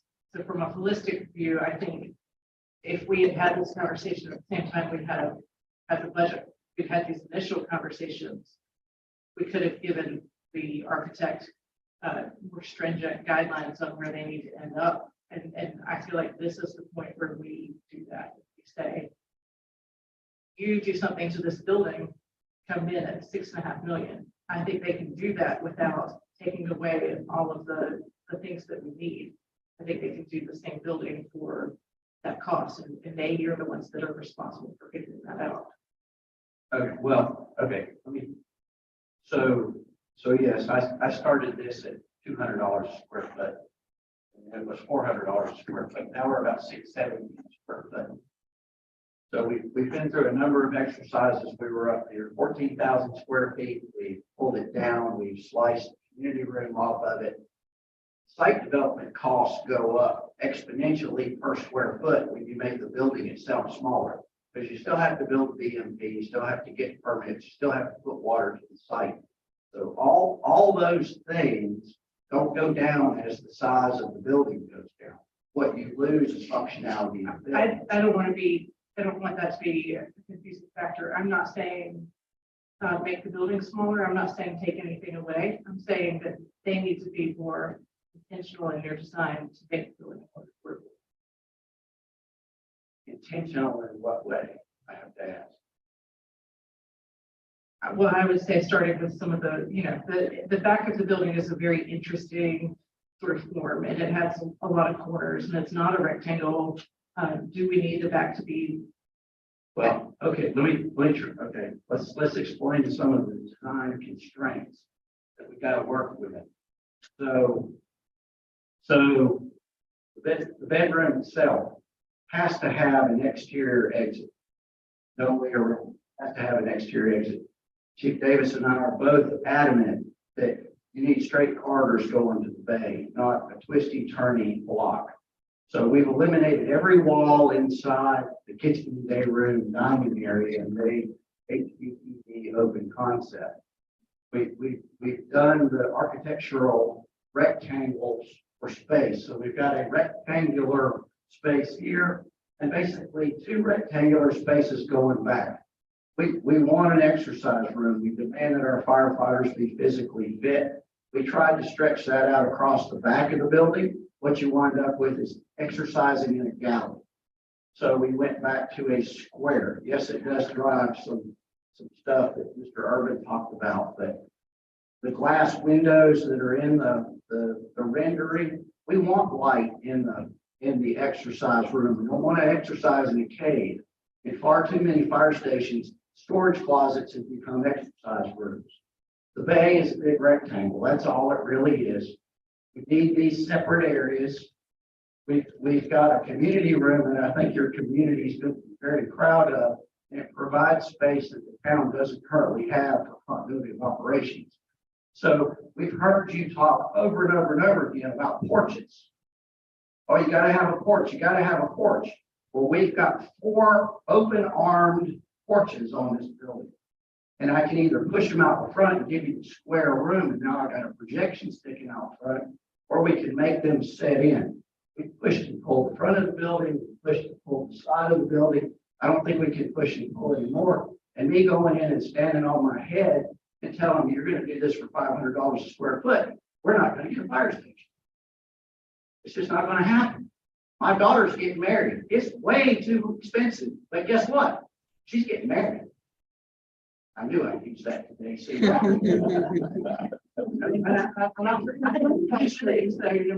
$7,000 money. no, I don't get a choice in that. I'm just paying a bill. Everybody get a certificate. And I understand your frustration. My frustration is that we have a finite amount of money. And if we can work the budget around and they can do better on this fire station, which I feel confident they can, then, we're all in a better position. But I don't know if we can.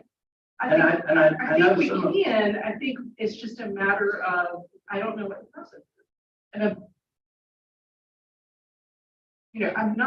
have been not trying to tell you what to do. I have been looking at this and trying to think about the best approach to this. And keeping my dad out of it. He's not a part of what I'm thinking I've today. talked to him about this Okay. project. Well, and so, I think that we need to go to ADW and say to them, like, this is as far as we're willing to go. And this is it. This is our budget. This is, and I threw out 6.5 million. I'm one person, right? That's an arbitrary number and I'm one person. But I'm saying as a board, we can't allow it to keep going up. In the end, we have to come up with the best fire station we can for the budget we have.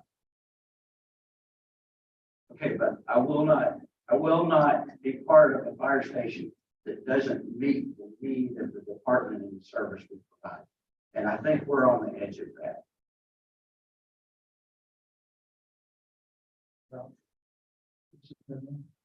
Good.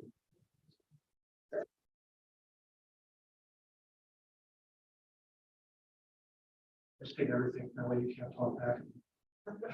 So I think what I'm hearing from you today, and John, maybe I'm not understanding. Are you saying that, like, say, instead of this articulation that we have around here, what do we get this just going straight across?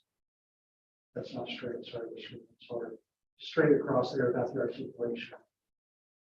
Do you think that would save money overall, or you don't have it out? Yeah, I'm sorry, yeah, your architect. We take away some of your junk. Well, I mean, if you frame straight walls and don't articulate them, you're always saving money.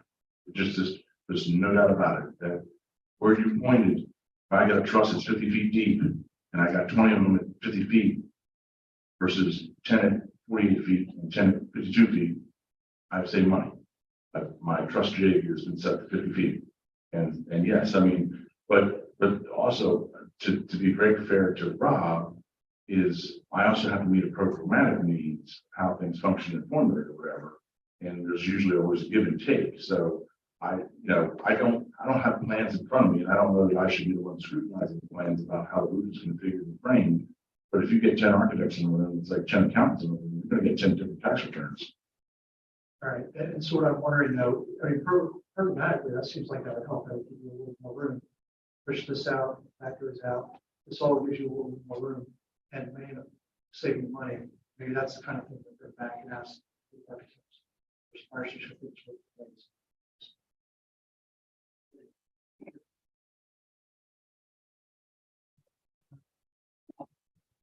But at some point, when we went from schematic design to design documents, we had to say, this is it. We can't keep pushing and pulling the floor plan. You know, it's like decorating a house. I'd like a couch and 2 chairs. I don't get to pick the fabric for every one of them. I have stupid metaphors. You just have to. But yeah, we could push stuff out, but this is an enclosed overhang covering these 2 service doors. This is an enclosed overhang covering the rear entrance for the firefighters come and go all the time. So it's not, you know, there are purposes to what we designed in the building. Anybody have any other questions or comments for Chief Kimber? Commissioner Hoover?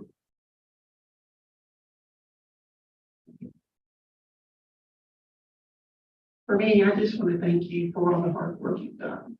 I am not a fireman, never studied to be a fireman, so I understand the concept you're doing here. And yes, it's going to be a lot of money, but what do you expect when you're in a inflation, 40-year high inflation, highest inflation in 40 years? I mean, things go up, it's going to cost, and that's not your fault.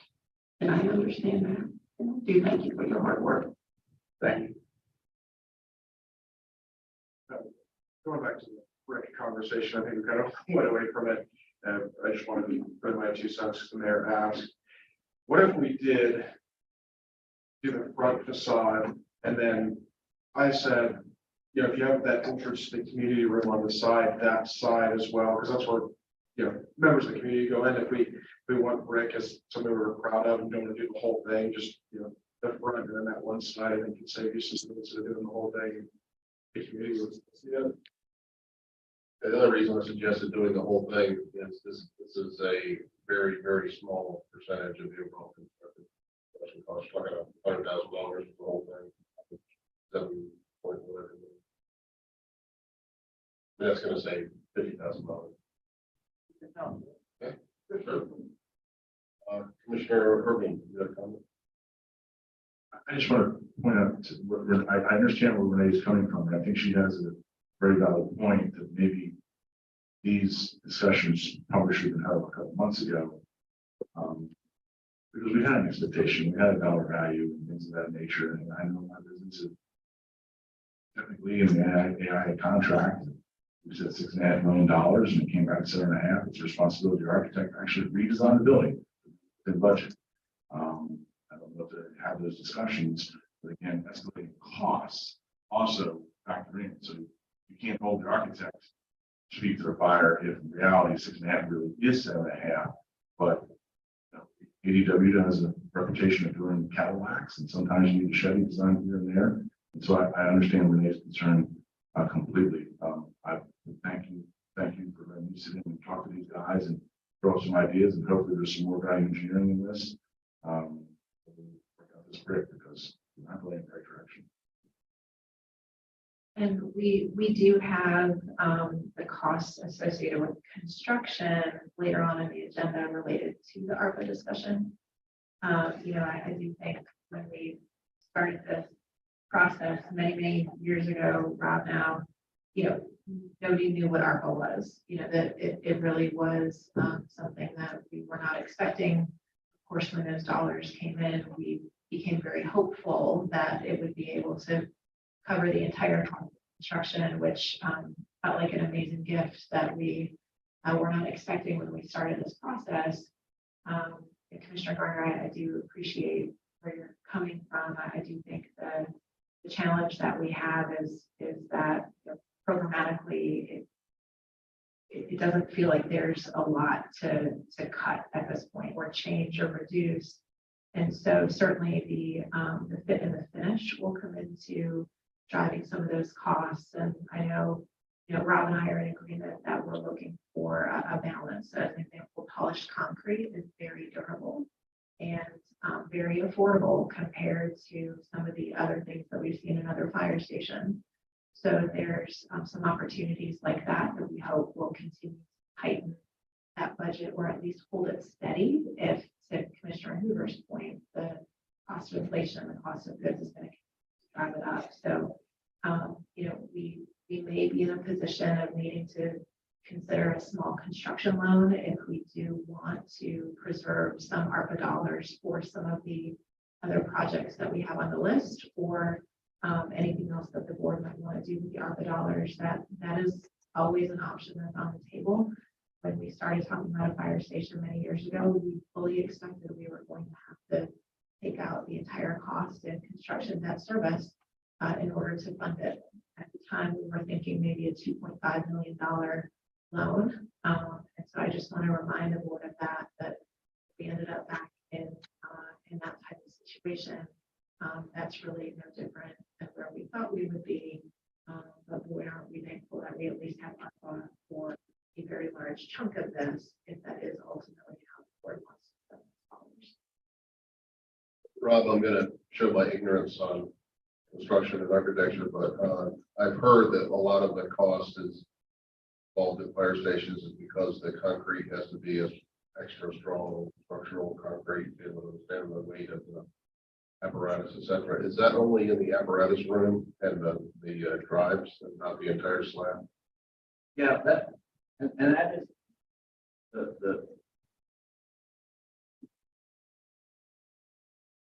yeah, that's a big difference.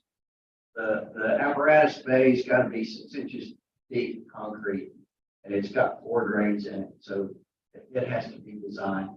But this whole driveway all the way around, except where the cars park, has to be highway rated asphalt.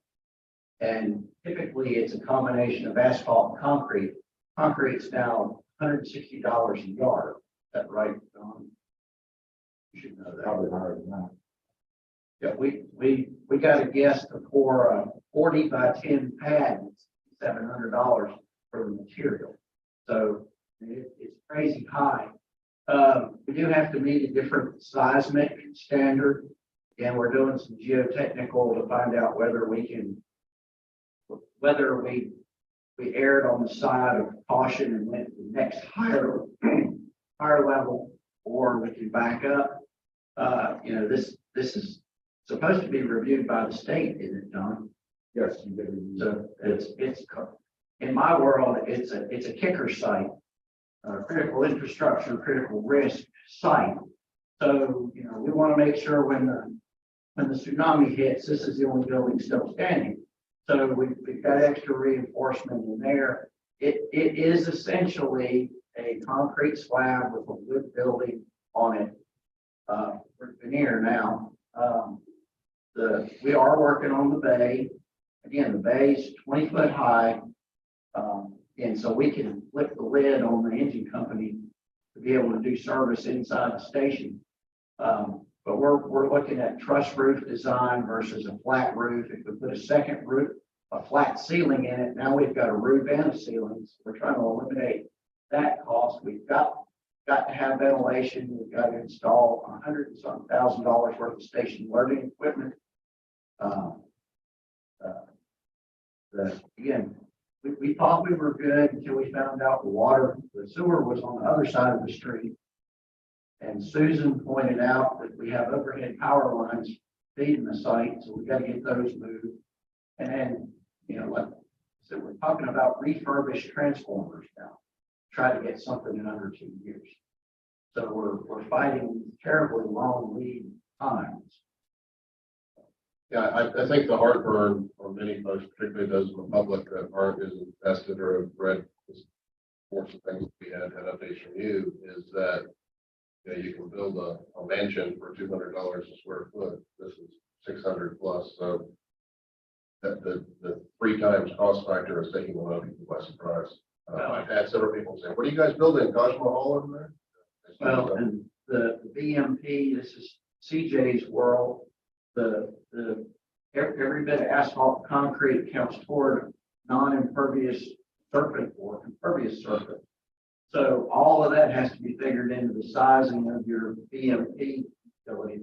We've eliminated the fence around the building, save cost. We put gate control conduit in, but we don't have perhaps a level of security, but Matthews, how much security do we need? We didn't have a fence around the police department until 2 years ago. So, we're trying to, we are trying to limit costs as much as we can, but we've seen two examples we've shown you that we're at a lower cost per square foot than similar projects. We've looked at many more that we're way below. But, again, it's a big site, and at some point you have to say, this is it, designed with this. So, All right, any other questions? From anyone in the room? Being done, let's take a 10-minute break. Thank you, Rob.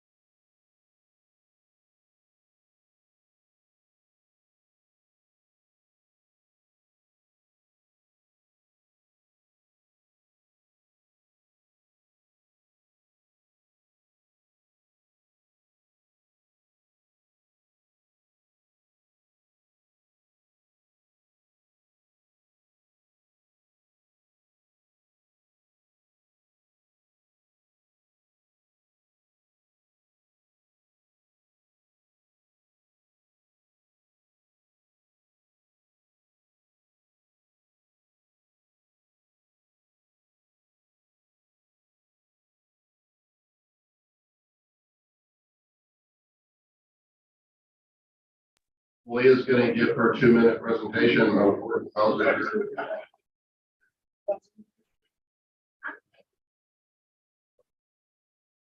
Importance of you, the floor is yours, Leah.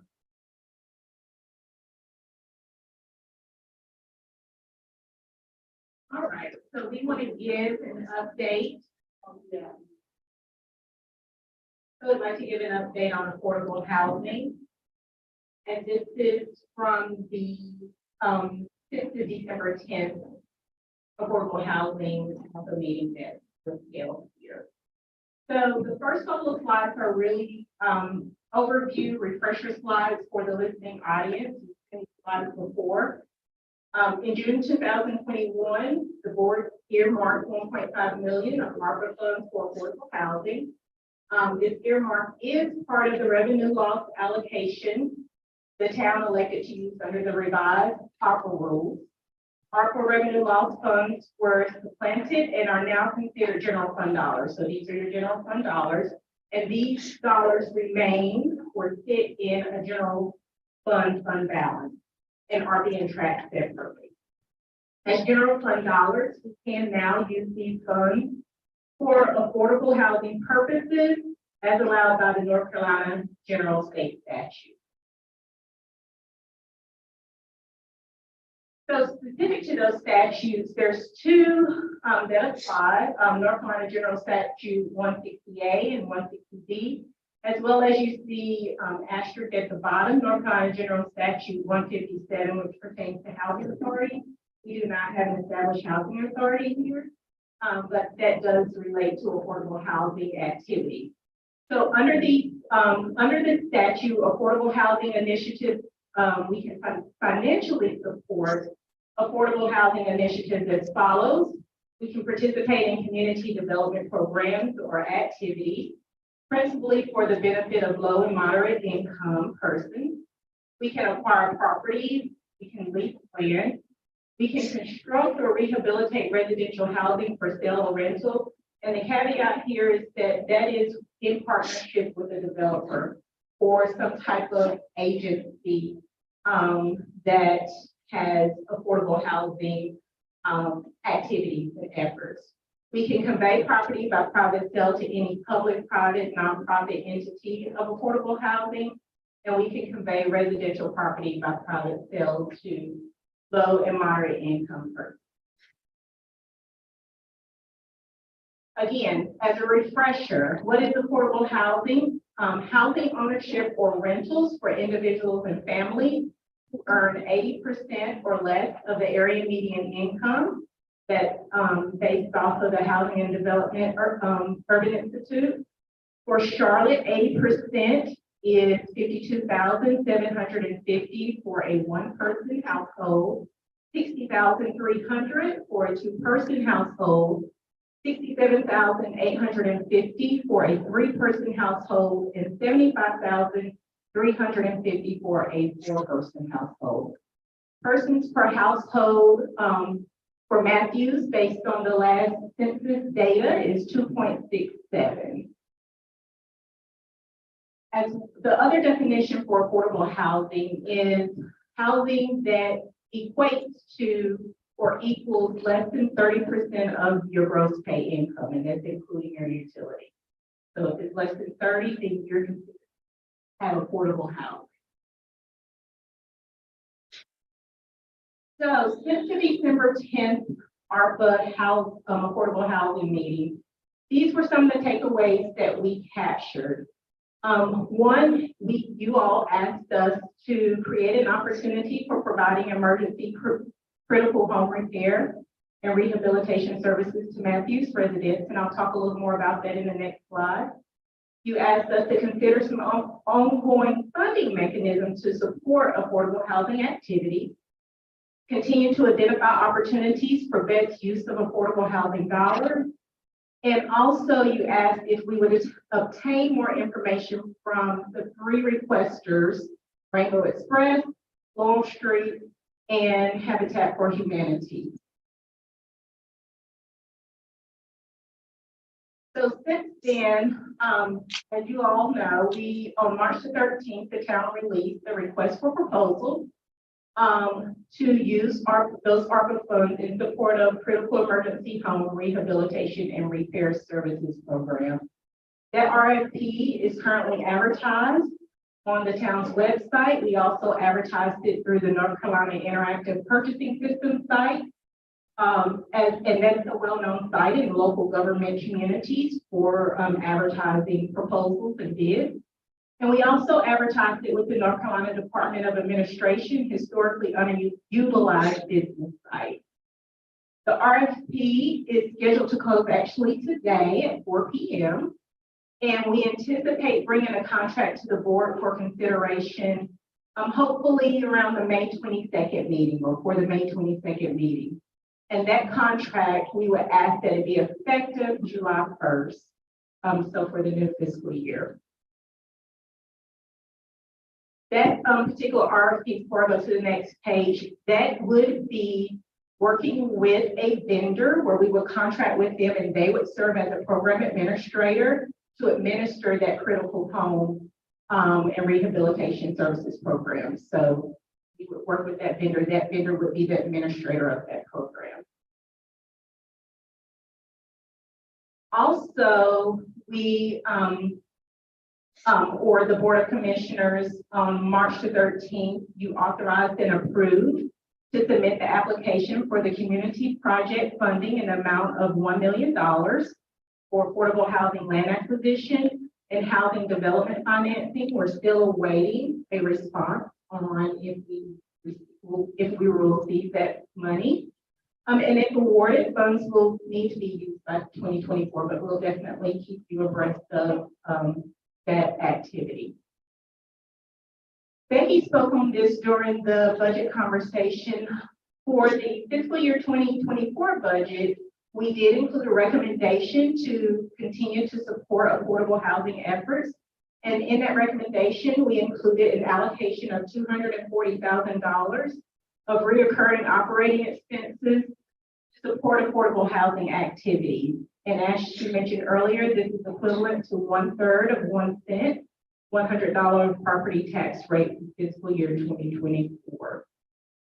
So these are the things that have taken place or that we're actively pursuing since the December 10th conversation pertaining to affordable housing activities. Well, like you had a question. I'm anticipating the next slide, this question. Thank you. It might have been 3 minutes. Yeah, you did. How many organizations responded to the RFP? So at this time, we do not know. It closes today. We haven't received any proposals, so I anticipate having that information by Monday. Hopefully. So we did have several inquiries. A lot of small businesses, construction firms that are inquiring about it. So I'm a little bit hopeful that we'll get some good proposals. In light of our recent conversation about our budget, are there any thoughts from your elected folks about the $240,000 being set aside for affordable housing? I have a question, and I'm glad to see that we have put some money in the budget for affordable home. I would like to see that go up. $240,000 is a good start because we have never done nothing before, but $240,000 can't do a lot here on that. I mean, when you talk about when you talk about Habitat house, one house now is costing somewhere over $300,000. That's a Habitat house. But again, we can use these funds for critical home repair as well, which $240,000 could do a lot in that realm of helping people fix their house or replace an air conditioner or a heater or a roof. Like that. Yeah, and I understand that, but look at the scheme of $240,000. And in the big picture, that's a drop in the bucket. What, a third of a penny? Representative? Yeah, Larry and I have worked kind of a tag team with affordable housing over the last 4 years. I do think it's a good start, to start getting some money to refill the coffers. You know, as we know, ARPA funds was a one-time fund, and we can't just expect the federal government to pay $10 million in our lap every so often. So I think it's a really good start. What I'm curious to see, I think we'll kind of evolve forward to see how viable it is what that RFP says, and if we develop relationships with some sort of organization where we can continually give the money away. What I don't want to see is us just squirreling away money, for lack of a better term, and making the coffers big and then never spending it. And the point is to help families now. So I think a big crux of the discussion is the RFP, how the funds will get spent, how many families will it impact, and I think we can really kind of compare that to the 240 and say, okay, we'll help this many families. Yeah, that thing. I have one more question. Go ahead. This one, yeah. When do we anticipate, the award? Was there a time on that coming back? For the request for proposal. Yeah, So we anticipate, so it closes today at 4 p.m. Proposals have to be in by 4 today. We have an evaluation team to review the proposals, and we anticipate bringing a recommendation to the board on May 22nd. At the May 22nd. You talk about the $1 billion. yeah, $1 billion. Yeah, that's right. Oh, when do we anticipate hearing something for the community project funding? Help me, I think supposed to double the money. Is that correct? If they accept it. So it has a match. Correct. We would, it would be 1 million that they would allot to us, and we would match it by 1 million. And we anticipate, so the literature that we've read, sometime maybe late summer, fall, so it's a federal calendar year. So they didn't give a specific date when they would notify us for that. Mr. Tom. So the way I'm looking at it is the town of Matthews is going to start delving into social programs. I don't know the history of the town, but I would think that this may be the first time that this may have happened. Use taxpayer money for social programs is a conversation we need to have outside of this. But my personal opinion is that I think affordable housing is a great topic. I think it's a good action to take. But I don't think that we as a board should have the authority to allocate taxpayer funds to what would be social programs. I think that the proper way to do it, in my personal opinion, is to have a vote referendum from the citizens of Matthews, and with strict parameters on the percentage of the budget that would be allocated to social programs, and let the people decide if they want to spend their money in that way. To be clear, we're already participating in social programs like with the Matthews Free Medical Clinic, and there's some others. Charlie, can you speak to that related to voter referendum?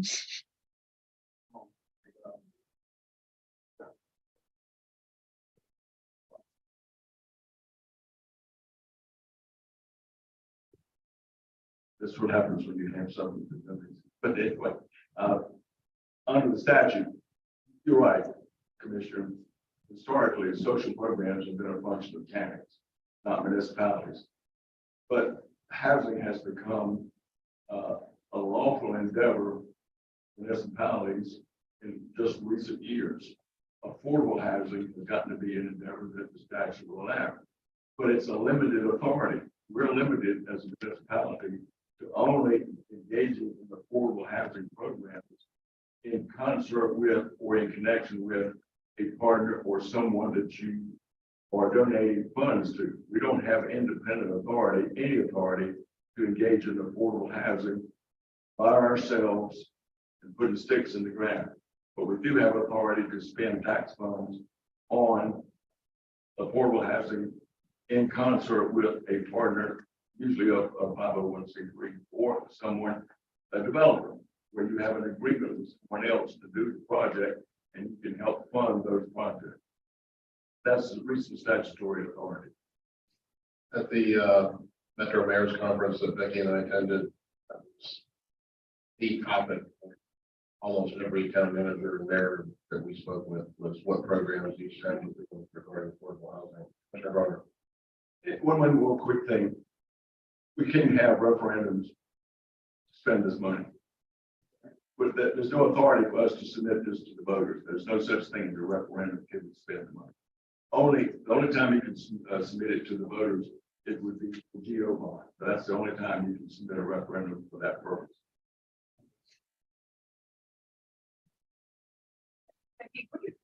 Pay to be a member of Centralina. How much do we pay into that? Hopefully 19,500.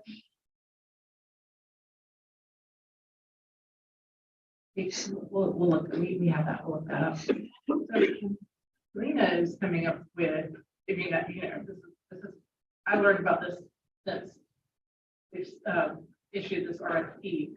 They're working on a separate critical home repair program.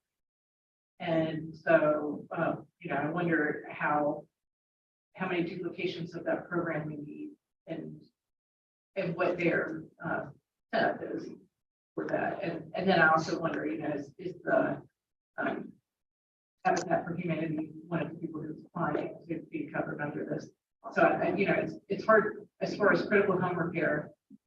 It's hard for me to know which way to lean until I know what programs are in place who is administering them. I will say that Habitat for Humanity, Greater Matthew, they were notified of the request for proposal, so they are aware that it is available. One other comment regarding the Metro Mayor's Conference, there's even some mayors advocating for there to be a cabinet position in North Carolina for affordable housing. The governor's level. So it is a very hot topic. However, where I was going with my initial question is given our extraordinary, like a better word, tax increase, is this an item that we want to fund fully this year? Is this something that we cut? That's what I was asking them.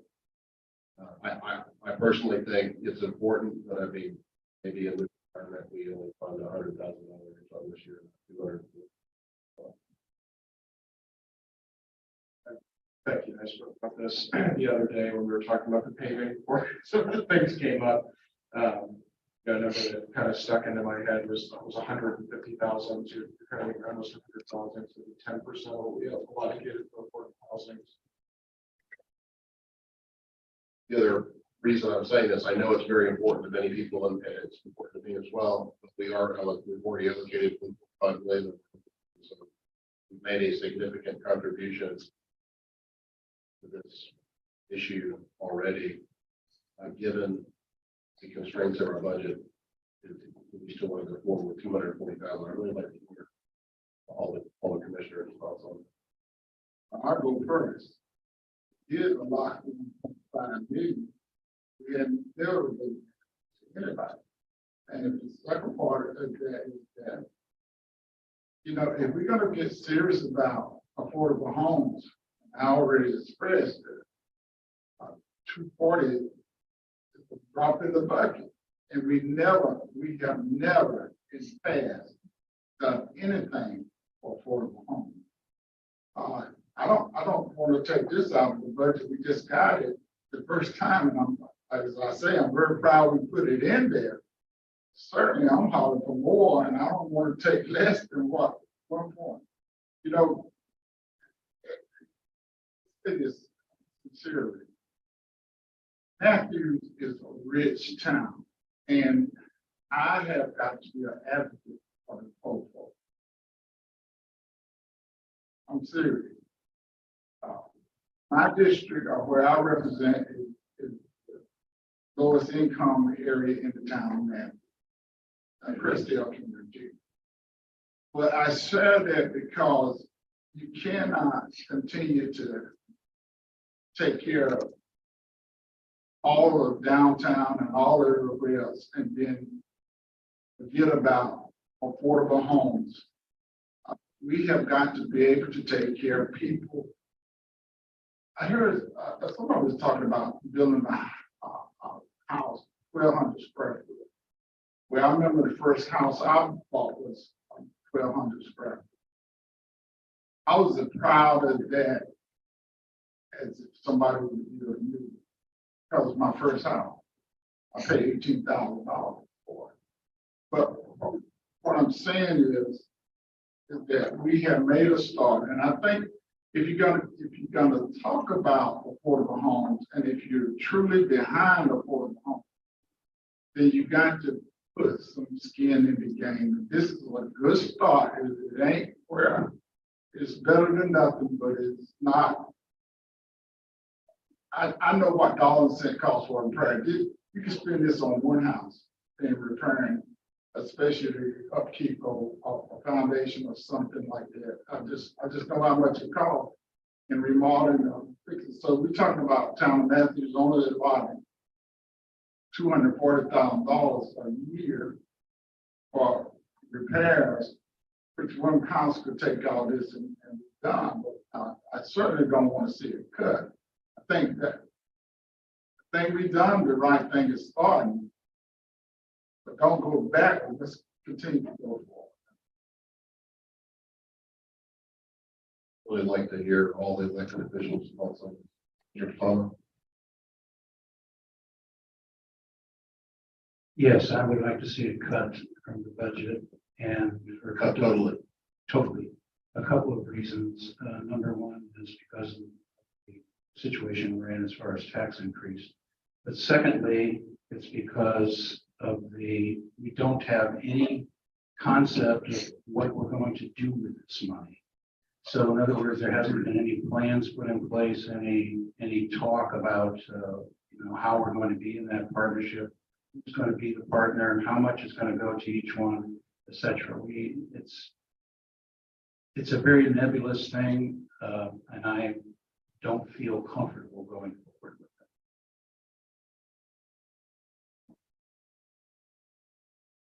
it. Mr. Irvin?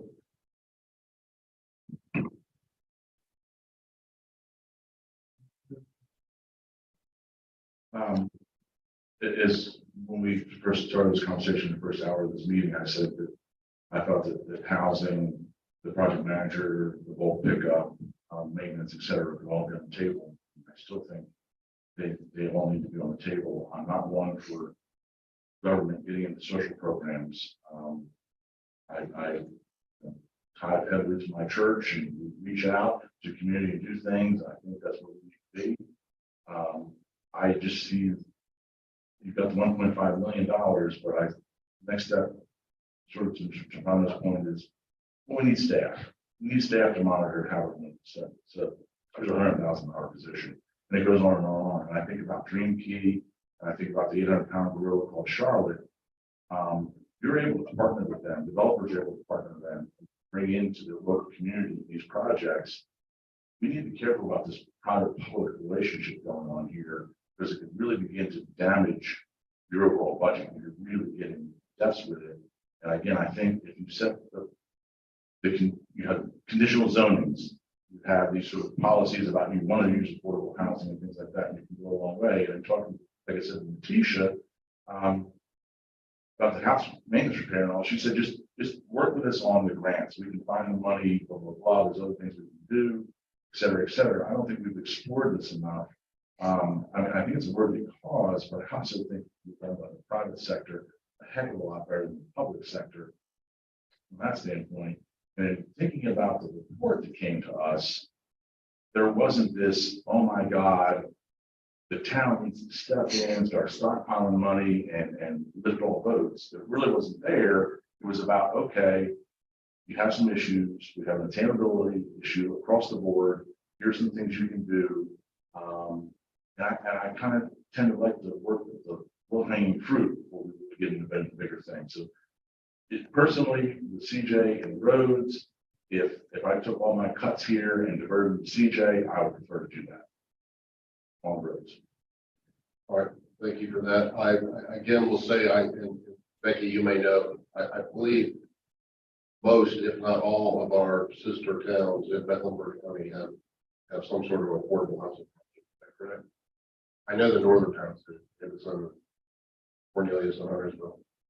I can speak to Davidson. I know that they do. I know the proposed budget, talking to their manager, their proposed budget, I believe, a penny. Well, I mean, we're not on an island. This is something that's gaining in popularity throughout the state. We're probably in the minority of towns that don't do something for affordable housing. Commissioner Garner.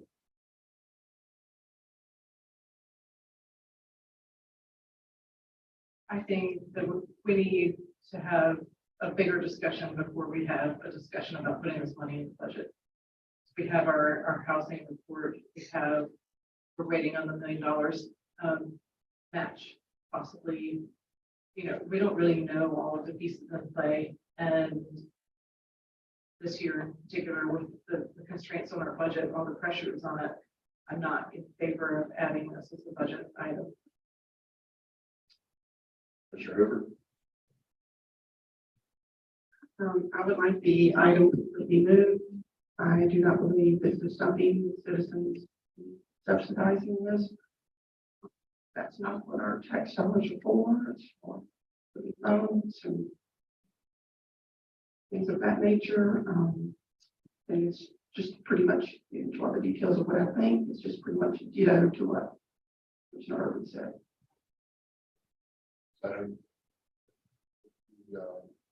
Don't make motions and vote in this meeting, correct? We have to do that on a regular meeting. So sounds like the majority would like to see this removed altogether. I'm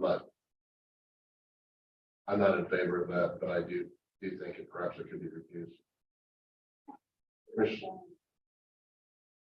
No, I didn't. I was just, that sounded like, because everybody spoke. So I was like, do we need to make it? I think if we voted right now, it would be removed budget. Yeah, you know, I still got to stand with people who can't speak for themselves, and it hurts my heart to hear that we don't care about poor people. When you tell me that we affordable homes, particularly for people who are low income, and when I hear about social programs, and you know, I'm a minority. I know wording. I know what things look like when it's talking about you're spending $240,000 of a $35 million budget, and you talk about cutting this, where you can cut somewhere else. I don't agree with that, because see, I know where the money needs to be spent. And I know that each town got to take on its own responsibility to say, do we care about people who don't make $90,000 or $100,000? Those people, they don't mean nothing to them. Larry, since you made the statement, and I'm taking it personally, you know me better than that. I know where my heart is. I take it personal when you talk about social program, because I heard this. You can talk about social program. But I'm not going to accept you making an accusation that I don't care about poor people, or anybody else that wants to take the item off of the budget doesn't care about poor people. That's a generalization that is wrong, and I don't take it lightly. And I don't take it lightly when the lowest amount of money, $240,000 for a 2024 budget, is kicked off the budget. All the majority of the commissioners say, take that and don't find nowhere else to cut. He had never put anything in. I heard Becky just say that Davidson put a 1%. She even told us this was a third of a percent what we're asking here. And I got to speak now. I'm only one vote, but I've got a voice that I got to speak of people in town of Matthews. And this is what I've seen over the 34 years that I've lived here, Mark, is that Matthews, the bigger piece of pie goes to the upper income people, and the lower people are left out. That's not right. We are better than that. The town of Matthew is better than that. So when you look at a quarter of a percent of a $35 million, and you can't find somewhere else to cut other than affordable homes, when we know affordable homes is, now I am sincere that people can't speak for themselves, but that's why we're here, to speak for the whole betterment of the good. There's other places that we can look in this budget, gonna cut some, and cut more than $240,000. And that's my take, and if I offended you, I'm sorry, but I'm offended that the first time we ever put something in, now you want to take the whole thing out and not do anything. We have never done that. Harry, you know that I fully respect you and your passion, and I support you in just about everything that you do. But when you make a personal accusation like that, and you know me better than that, you know all of us better than that. And that is not the kind of language to use among ourselves. It's please don't do that. Mr. Buckley, Mr. Mayor, I usually don't engage in political conduct or political we'll advice, start sometime. but maybe there is an alternative here that we need to look at.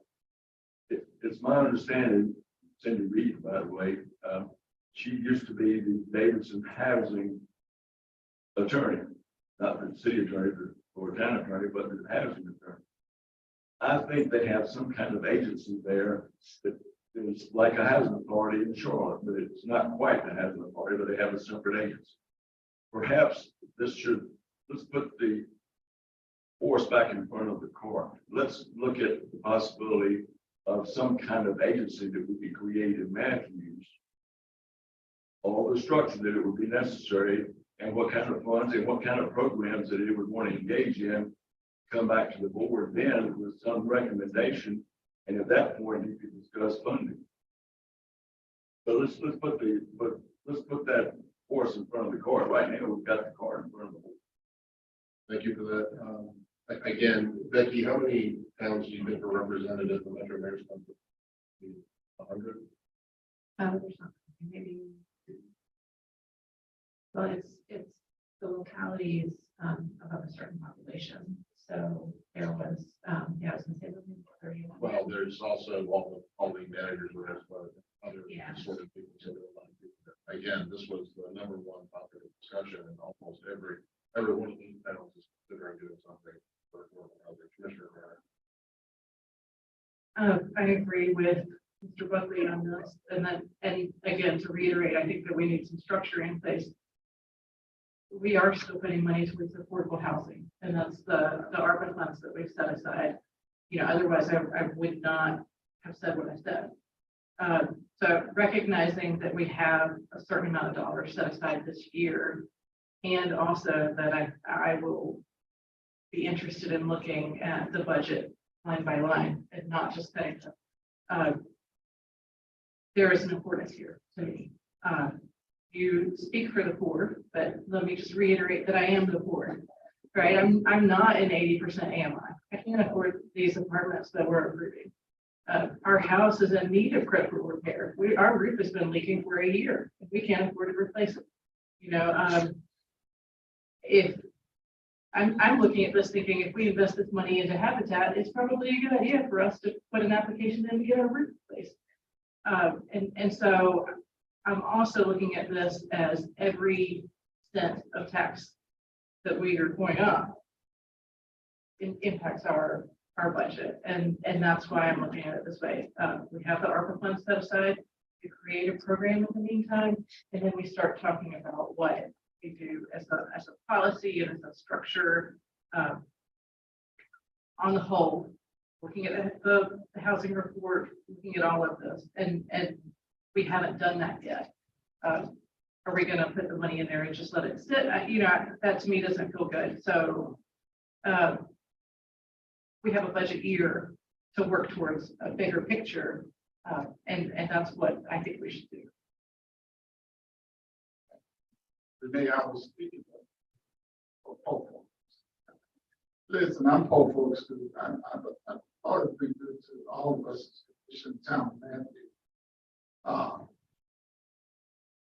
But when we look at affordable homes, and I heard the mayor say, everybody now, I mean, that's the hottest thing called the country. I thought one man not to have on the. Does that make sense? And so people need some repairs, and I'm all for that. I talked to Letitia too. And I want us to designate, us as a board designate, look, we're gonna give you this money, but spend it for that. We started something a long time ago, and this, that if you're gonna give and Mark called me about a woman the other week that needed some help as a children. And I was willing to help her with Mark, and then would get back when he found somebody else that help them. But people ask for help. Give them the money and let them put the money where they know they need to be. Now, we do a lot planning and researching, trying to delegate folks. We'll give you this money, but you got to put it here. I don't agree with that. I think if like Habitat needs to buy some land, or if they need to repair, what they need is us to give them the money. Now we've been filling with money, and I say this again, we sit on this one point. And Ken and I'm gonna be honest with you, when we got this money, we wanted more than 1 point. We really wanted $3 million, what we wanted to go for it. But we were sort of locked in because everybody wanted funds going everywhere else. But if 1 point, I mean, is what we got, then put it in the hands of people now. It's that ARCA money is free money from the government. It's not coming back no time soon. But if Habitat or whoever else, Rainbow Ridge, wants to, we know what they wanted to use it for. Then if we're going to give them some money, give it to them and let them work. And I know we're waiting now to get back. Because I think that's a good thing that we get back another meeting that we get out, so that we help out too. Let's don't lock people into when we give them something, they got to use the money for what we want them to. Let them use it for what they know they need the most. That makes sense. It does to me that if I want something, I know we were doing a scholarship for kids going to college. We were giving them $1,000. And we were waiting till they get to college. But low income people, both folks, might not need that money right now for books, but they might need something else to make you get ready to go to college. So we won't put it on the $1,000 to Winston-Salem State and the person name, but we gave $1,000 to the person name, knowing they were going to Winston-Salem. Let them use that money for them. So I am as passionate as Larry, but I can't speak like that. Rachel, so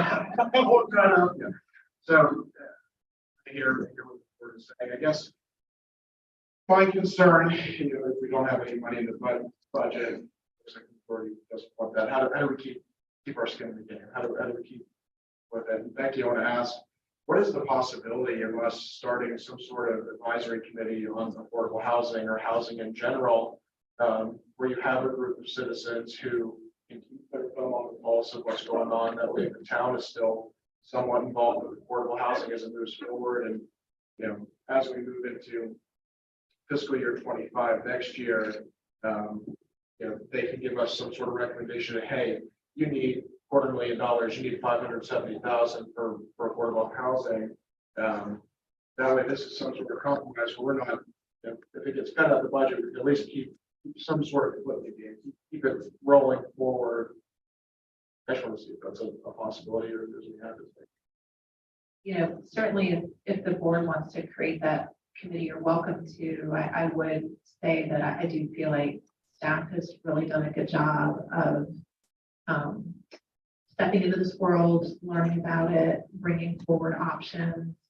The proposals that we hope have now been submitted as of 25 minutes ago, that would bring forward a program, right, potential program for the critical home repair that if awarded, if there was somebody responsive, that would be a qualified provider of the administration arm of a critical home care program, as well as being able to get those monies out to the citizens who need them for whatever qualifying purpose. So that would be presumably the start of a formal critical home repair program that doesn't exist today. We're just a few weeks out from knowing what that might look like. So, how much the board wants to allocate from the 1.5 towards that critical home repair program.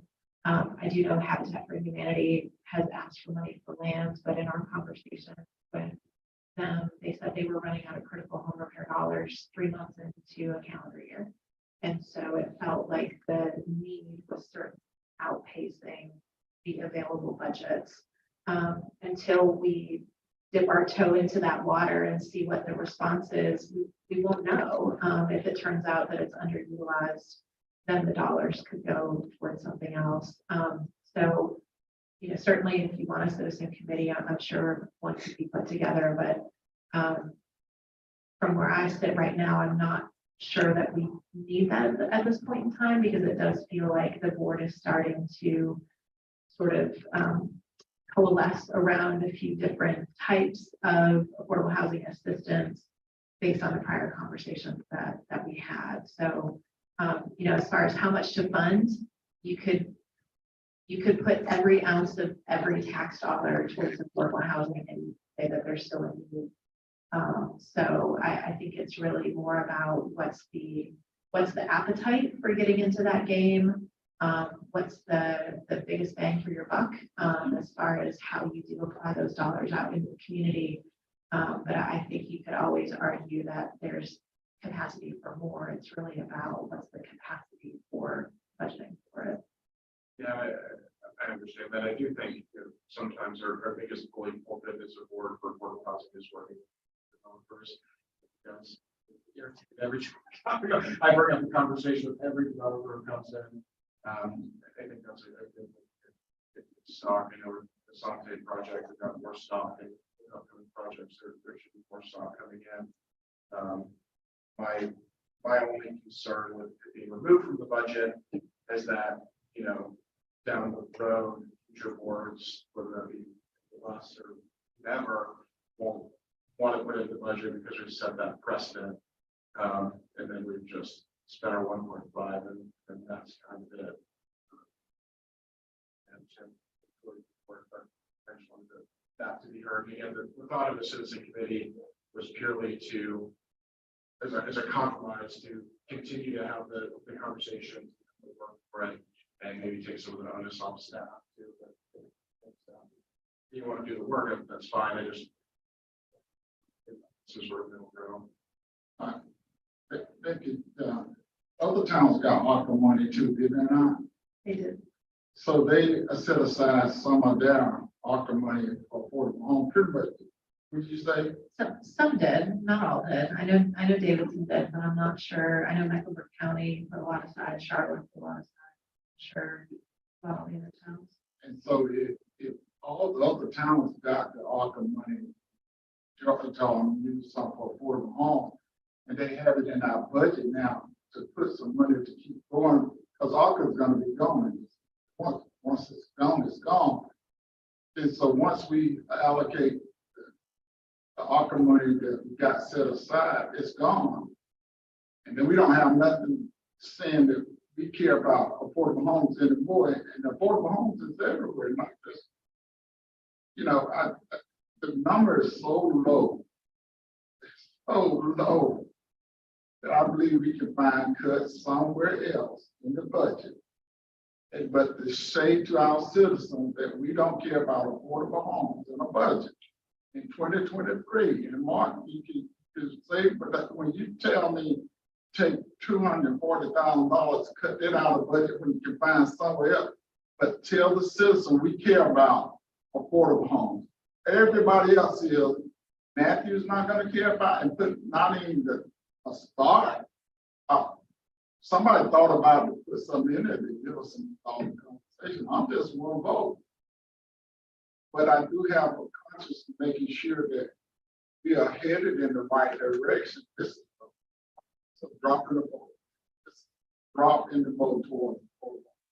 Mr. Urban, I'll give you a second. I wanted to add to the conversation, and I'm going to try to be very careful how I say this, but when Commissioner Whitley, when we talk about social programs, I think there was some perhaps insinuation leading towards race, perhaps. And my point is that we have people of all races and ethnicities that are poor in our town. I'm just making that point that that Black folks ain't all on. right. They don't have a All over the social. Welfare, right. for social security, Okay. Medicare. That's what I'm hearing. And I hear a lot of this country is a lot of people going against that. And I don't want Matthew to, so when you throw the word social programs out, that you start talking about cutting out. Poe is Poe. Affects all people. And that's not, when I say that, I'm not just calling this for black folks. So that's the point I was making. that- Well, I want that to be clear that I'm sitting right here, Renee says they needed a rule. Listen, when I fight for poverty, it's for everyone. Oh, I know. I just want to make that point. One of the reasons I fought so much to get the commissioner raise, because I felt Renee's heart and Ken was young. You know, Still young. yeah. He's younger. Yeah, so I'm glad you clarified that. Now, because I'm black and I fight for poor folks, people who are less income, that covers everybody. I want to make that clear. So, first I want to thank the leader. She spent a lot of heart, soul, time putting this together and moving on to the process. I think it's worthy of discussion. I honestly don't care what the pulse of the United States is, because I think 50% of it is lost. They're nuts. I think Matthews has to do what's right for Matthews. I don't care what 100 other towns do. Renee's spot on about finding what we need to do, because I work in the field of affordable housing. For the most part, it is the political animals checking a box. You know, oh, I'm woke. I say affordable housing and do this and do this and I do this. They don't understand the concept of affordable housing. And a lot of times it's nothing but a sheer game. It's a con game. Let me tell you, the money that goes into affordable housing routes itself back around and goes into developers' pockets. The cost of housing in affordable is usually twice what the private sector is. There's something wrong with that. There's something wrong with a $70 million project, which should cost $35 million. And that's why I think we need to do the right thing and process how we want to do these things. I mean, I've been told, well, Mr. Urban, you should be able to charge 4% of what the fee of this entire contract should be. And I said, well, why? Well, that's the way the policy is written. I said, well, I'm not only charging whatever my fee is, I'm not going to charge the maximum. It is a con game. Unfortunately, it's been usurped by too many people. So we need to do it right. And that's the point. I don't think we should be financing these things or whatever. I think we could look at these attributes, Williams outlined some things. There are members of the planning board that did an affordable housing study. That might be a good starting place to have an advisory board to have a conversation. But I am not, having done this and have seen the dollars and cents that circumnavigate the people that really need it, I'm not wholeheartedly going into this move. Mr. Buckley, Commissioner, I just elevated you to Commissioner.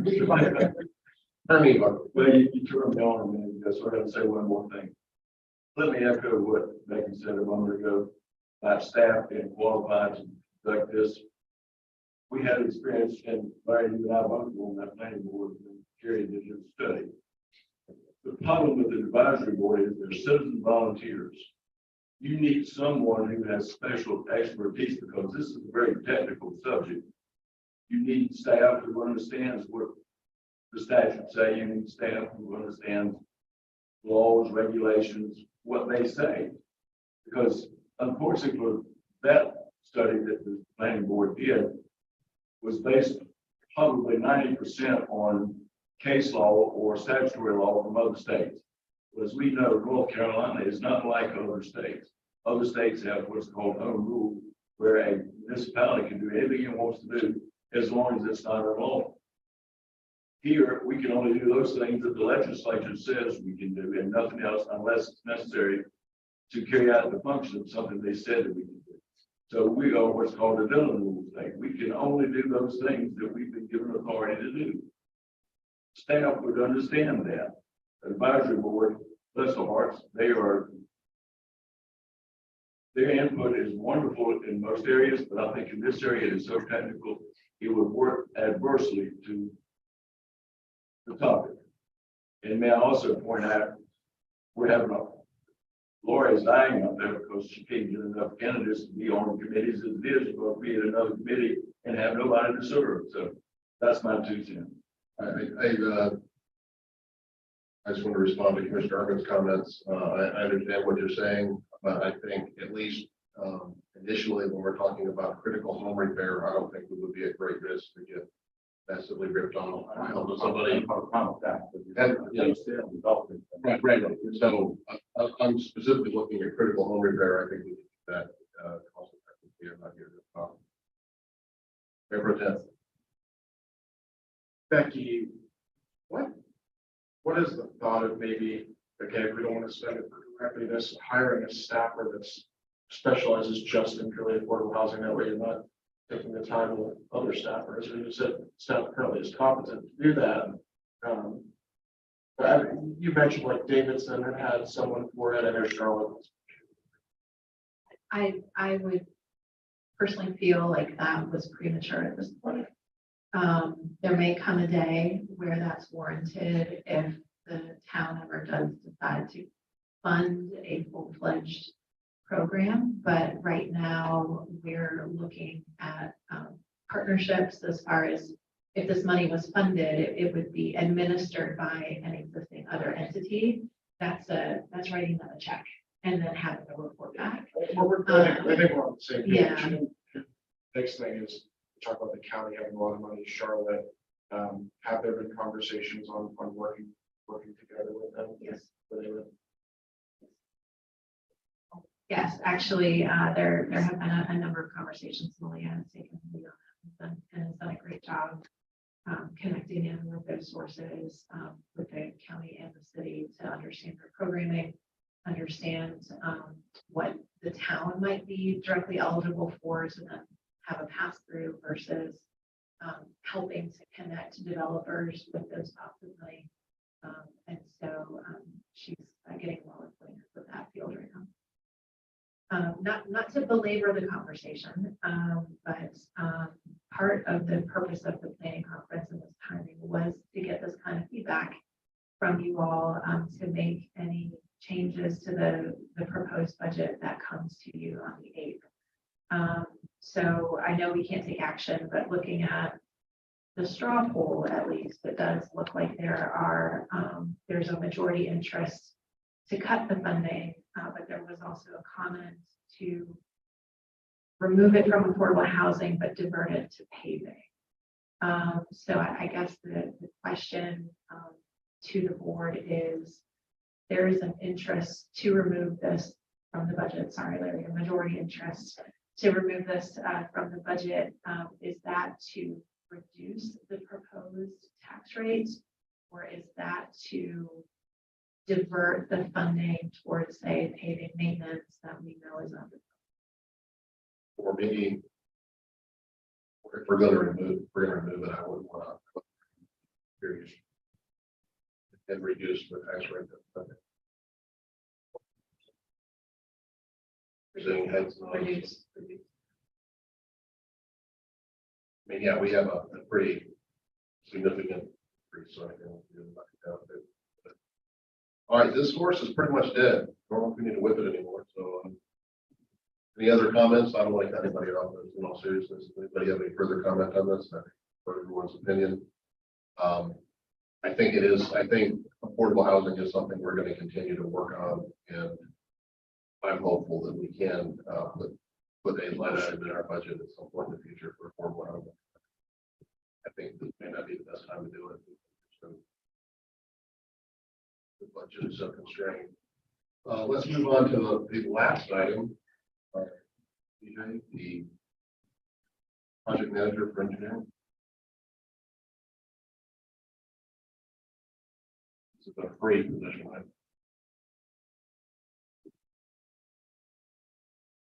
Yes, as soon as the architects and the employers are free, I think engineers should be too.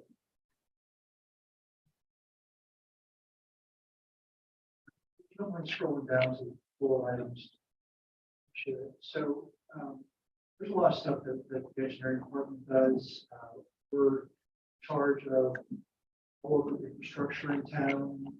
That also includes dealing with developers on infrastructure as it comes in, looking at roads, get storm system, erosion control, all that for developments, planning out for future projects for roadways, highway involved with that. Once we get those projects, though, we're running short on staff to be able to actually manage. So we've got a lot of projects in the bucket right now. As you know, John Street, the interchange of John Street, by Wednesday Road, that there's a currently under construction. We can attend one meeting every 2 weeks on those. I think it's all those. So town's not really represented a lot in those meetings. So there are things that have gotten by us we would have liked to see done, and we're not able to keep our fingers on the pulse of these projects and get the fight for the town what we want. There's a lot of other projects going on, North Main Street sidewalk, that really needs, they're pretty much full time. We were able to have stay out there about an hour every other day to look at it. That we noticed some issues because of that construction. We had to go back and correct. We're really just overloaded the projects that are coming in, really have to do the project management. Right now, Susan is spending, I would say, 15 hours every week doing plans, at least, which is really not what a should be doing. This may not be that, but the three so going on projects. So these are the projects that are currently out there, mostly the bond projects. Assuming we're moving forward with those, there's planning on those, you're going to start next year. That person will have to get up to speed on those as well.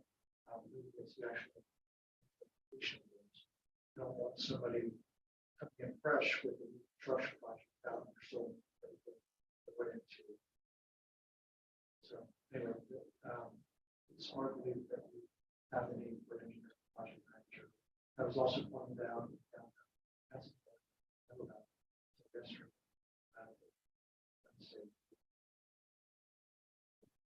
Any questions? I have a couple of questions. First of all, how many employees do you have right now that do this sort of work?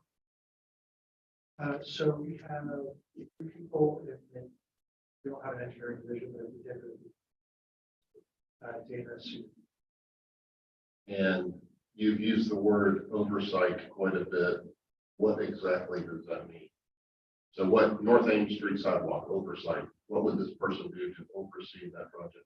So yeah, so they would be responsible for, well, say before we began. It would be planning for that project, making sure the design is correct, overseeing the design process for that, making sure the specs are correct, making sure that the budget items are correct, going through a fine tooth comb. Once that's done, once the project is started, making sure it's built in conformance with those, and shortcuts aren't taken. Developer isn't trying to do things that he shouldn't be doing, that ain't really there, and making sure at the end of the day it's built how we want it to be built. So it's there in 30 years, and in 30 years, it operates the way we want it to. It's a sidewalk on. Becky, what is the cost for this line item? So we anticipate the salary that this type of position would command plus fringe benefits is right at 100,000. Other questions? Anyone? Commissioner Connor? Yes, I'm sorry. I thought that we, in the bond program, we were going to get project management. So obviously, we haven't approved the bond and we haven't sold the bonds, but my next question in conjunction with that is this person needed yesterday? First was needed probably 6, 8 months ago. More, yeah. I was gonna say years. Yeah, so waiting for the bond project manager not not suffice at this point. So, to answer your question, we anticipated with the bonds that we would need some additional hands, or at least an additional set of hands. This would be that person. We would not anticipate that, once the bonds were issued, that we would be coming to you saying we need now an additional person in addition to this position.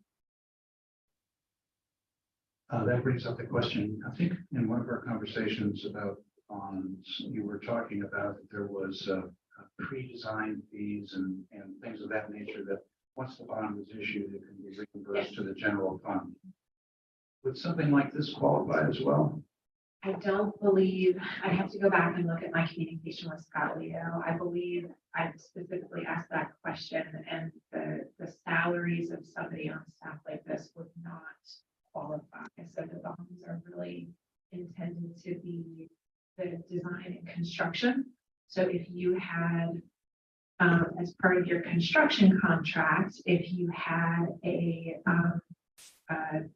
project manager from the construction company, that would be part of their overall bid cost.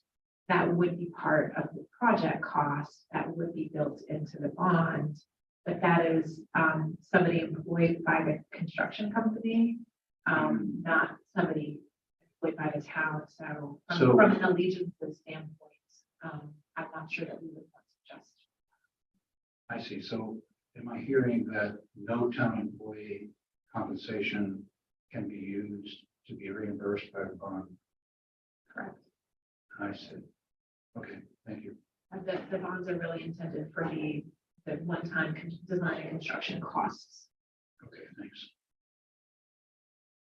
Any other comments or questions for CJ? Well, I can say that as a active engineer, managing projects is very time consuming, so I understand the need. So I can appreciate it. I certainly would be in favor of this hire.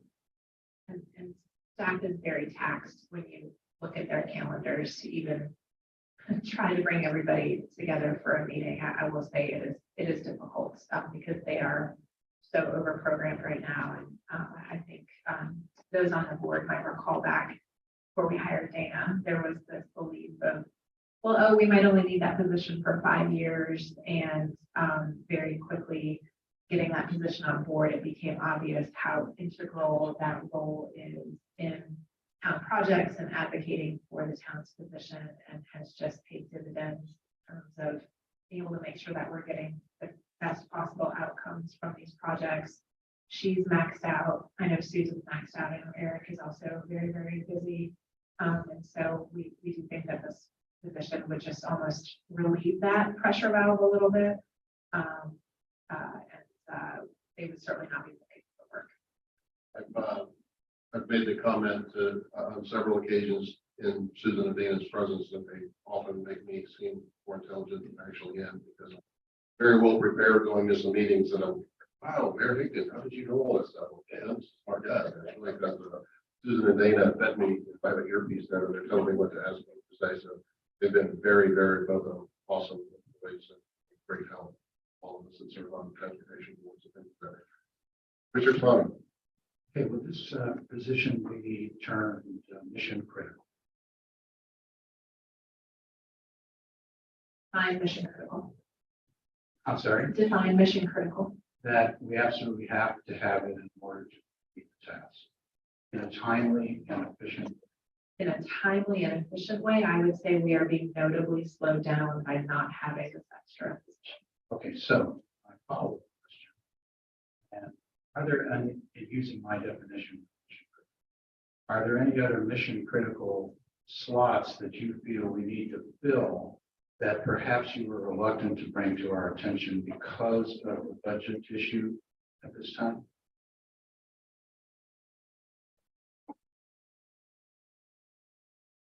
No. I'll take that as a no. No, because we have planned out the timing for how we would add the fire personnel.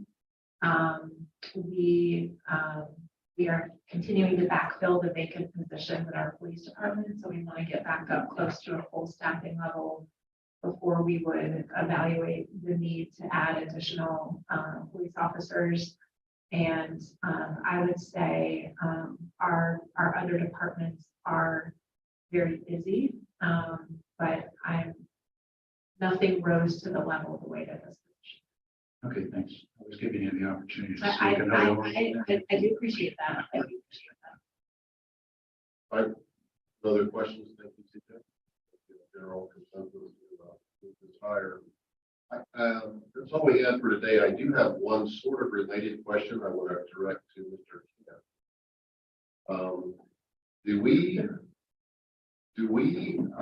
What level of oversight do we have of projects like, any of the projects that have been built around here? Because we've had several issues where trees have been cut down that weren't supposed to be cut down, or things not done per plan. And how often do you have people from your department going out to various construction sites to see how things are going, or do you at all? Yes, there is a pre-construction meeting, county staff. Engineering, planning. Meet with the developer, look at tree protection, things, getting your plan. Call it pre-construction kickoff. And then beyond that, we're interlocal agreement, county protection, that's development for us. The county does that. Yes.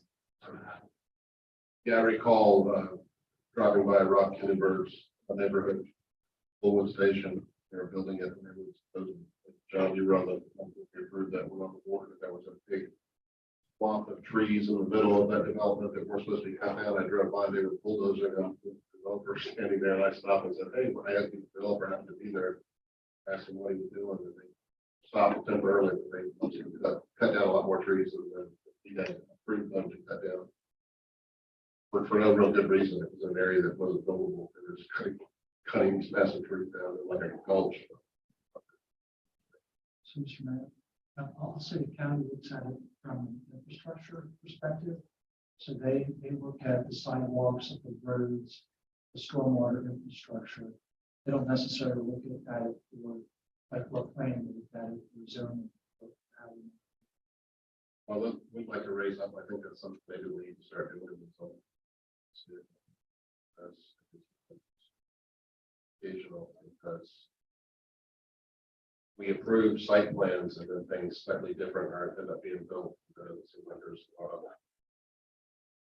of enforcement, particularly I'm talking about tree save. I see that violated with regularity. It seems like On that point, Mr. Mayor.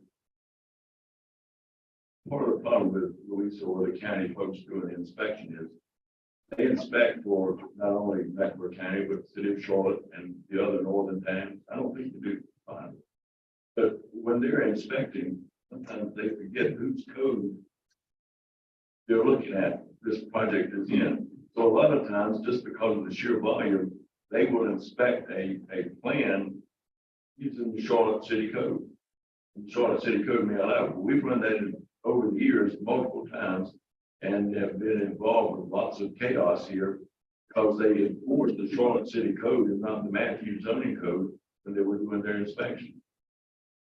Thank you. I don't have any specific examples other than the trees right now, but I think it would be useful to make sure that when our board meticulously works with conditional zoning and gets 100 zoning notes added, I think it'd be useful if we made sure those were actually adhered to.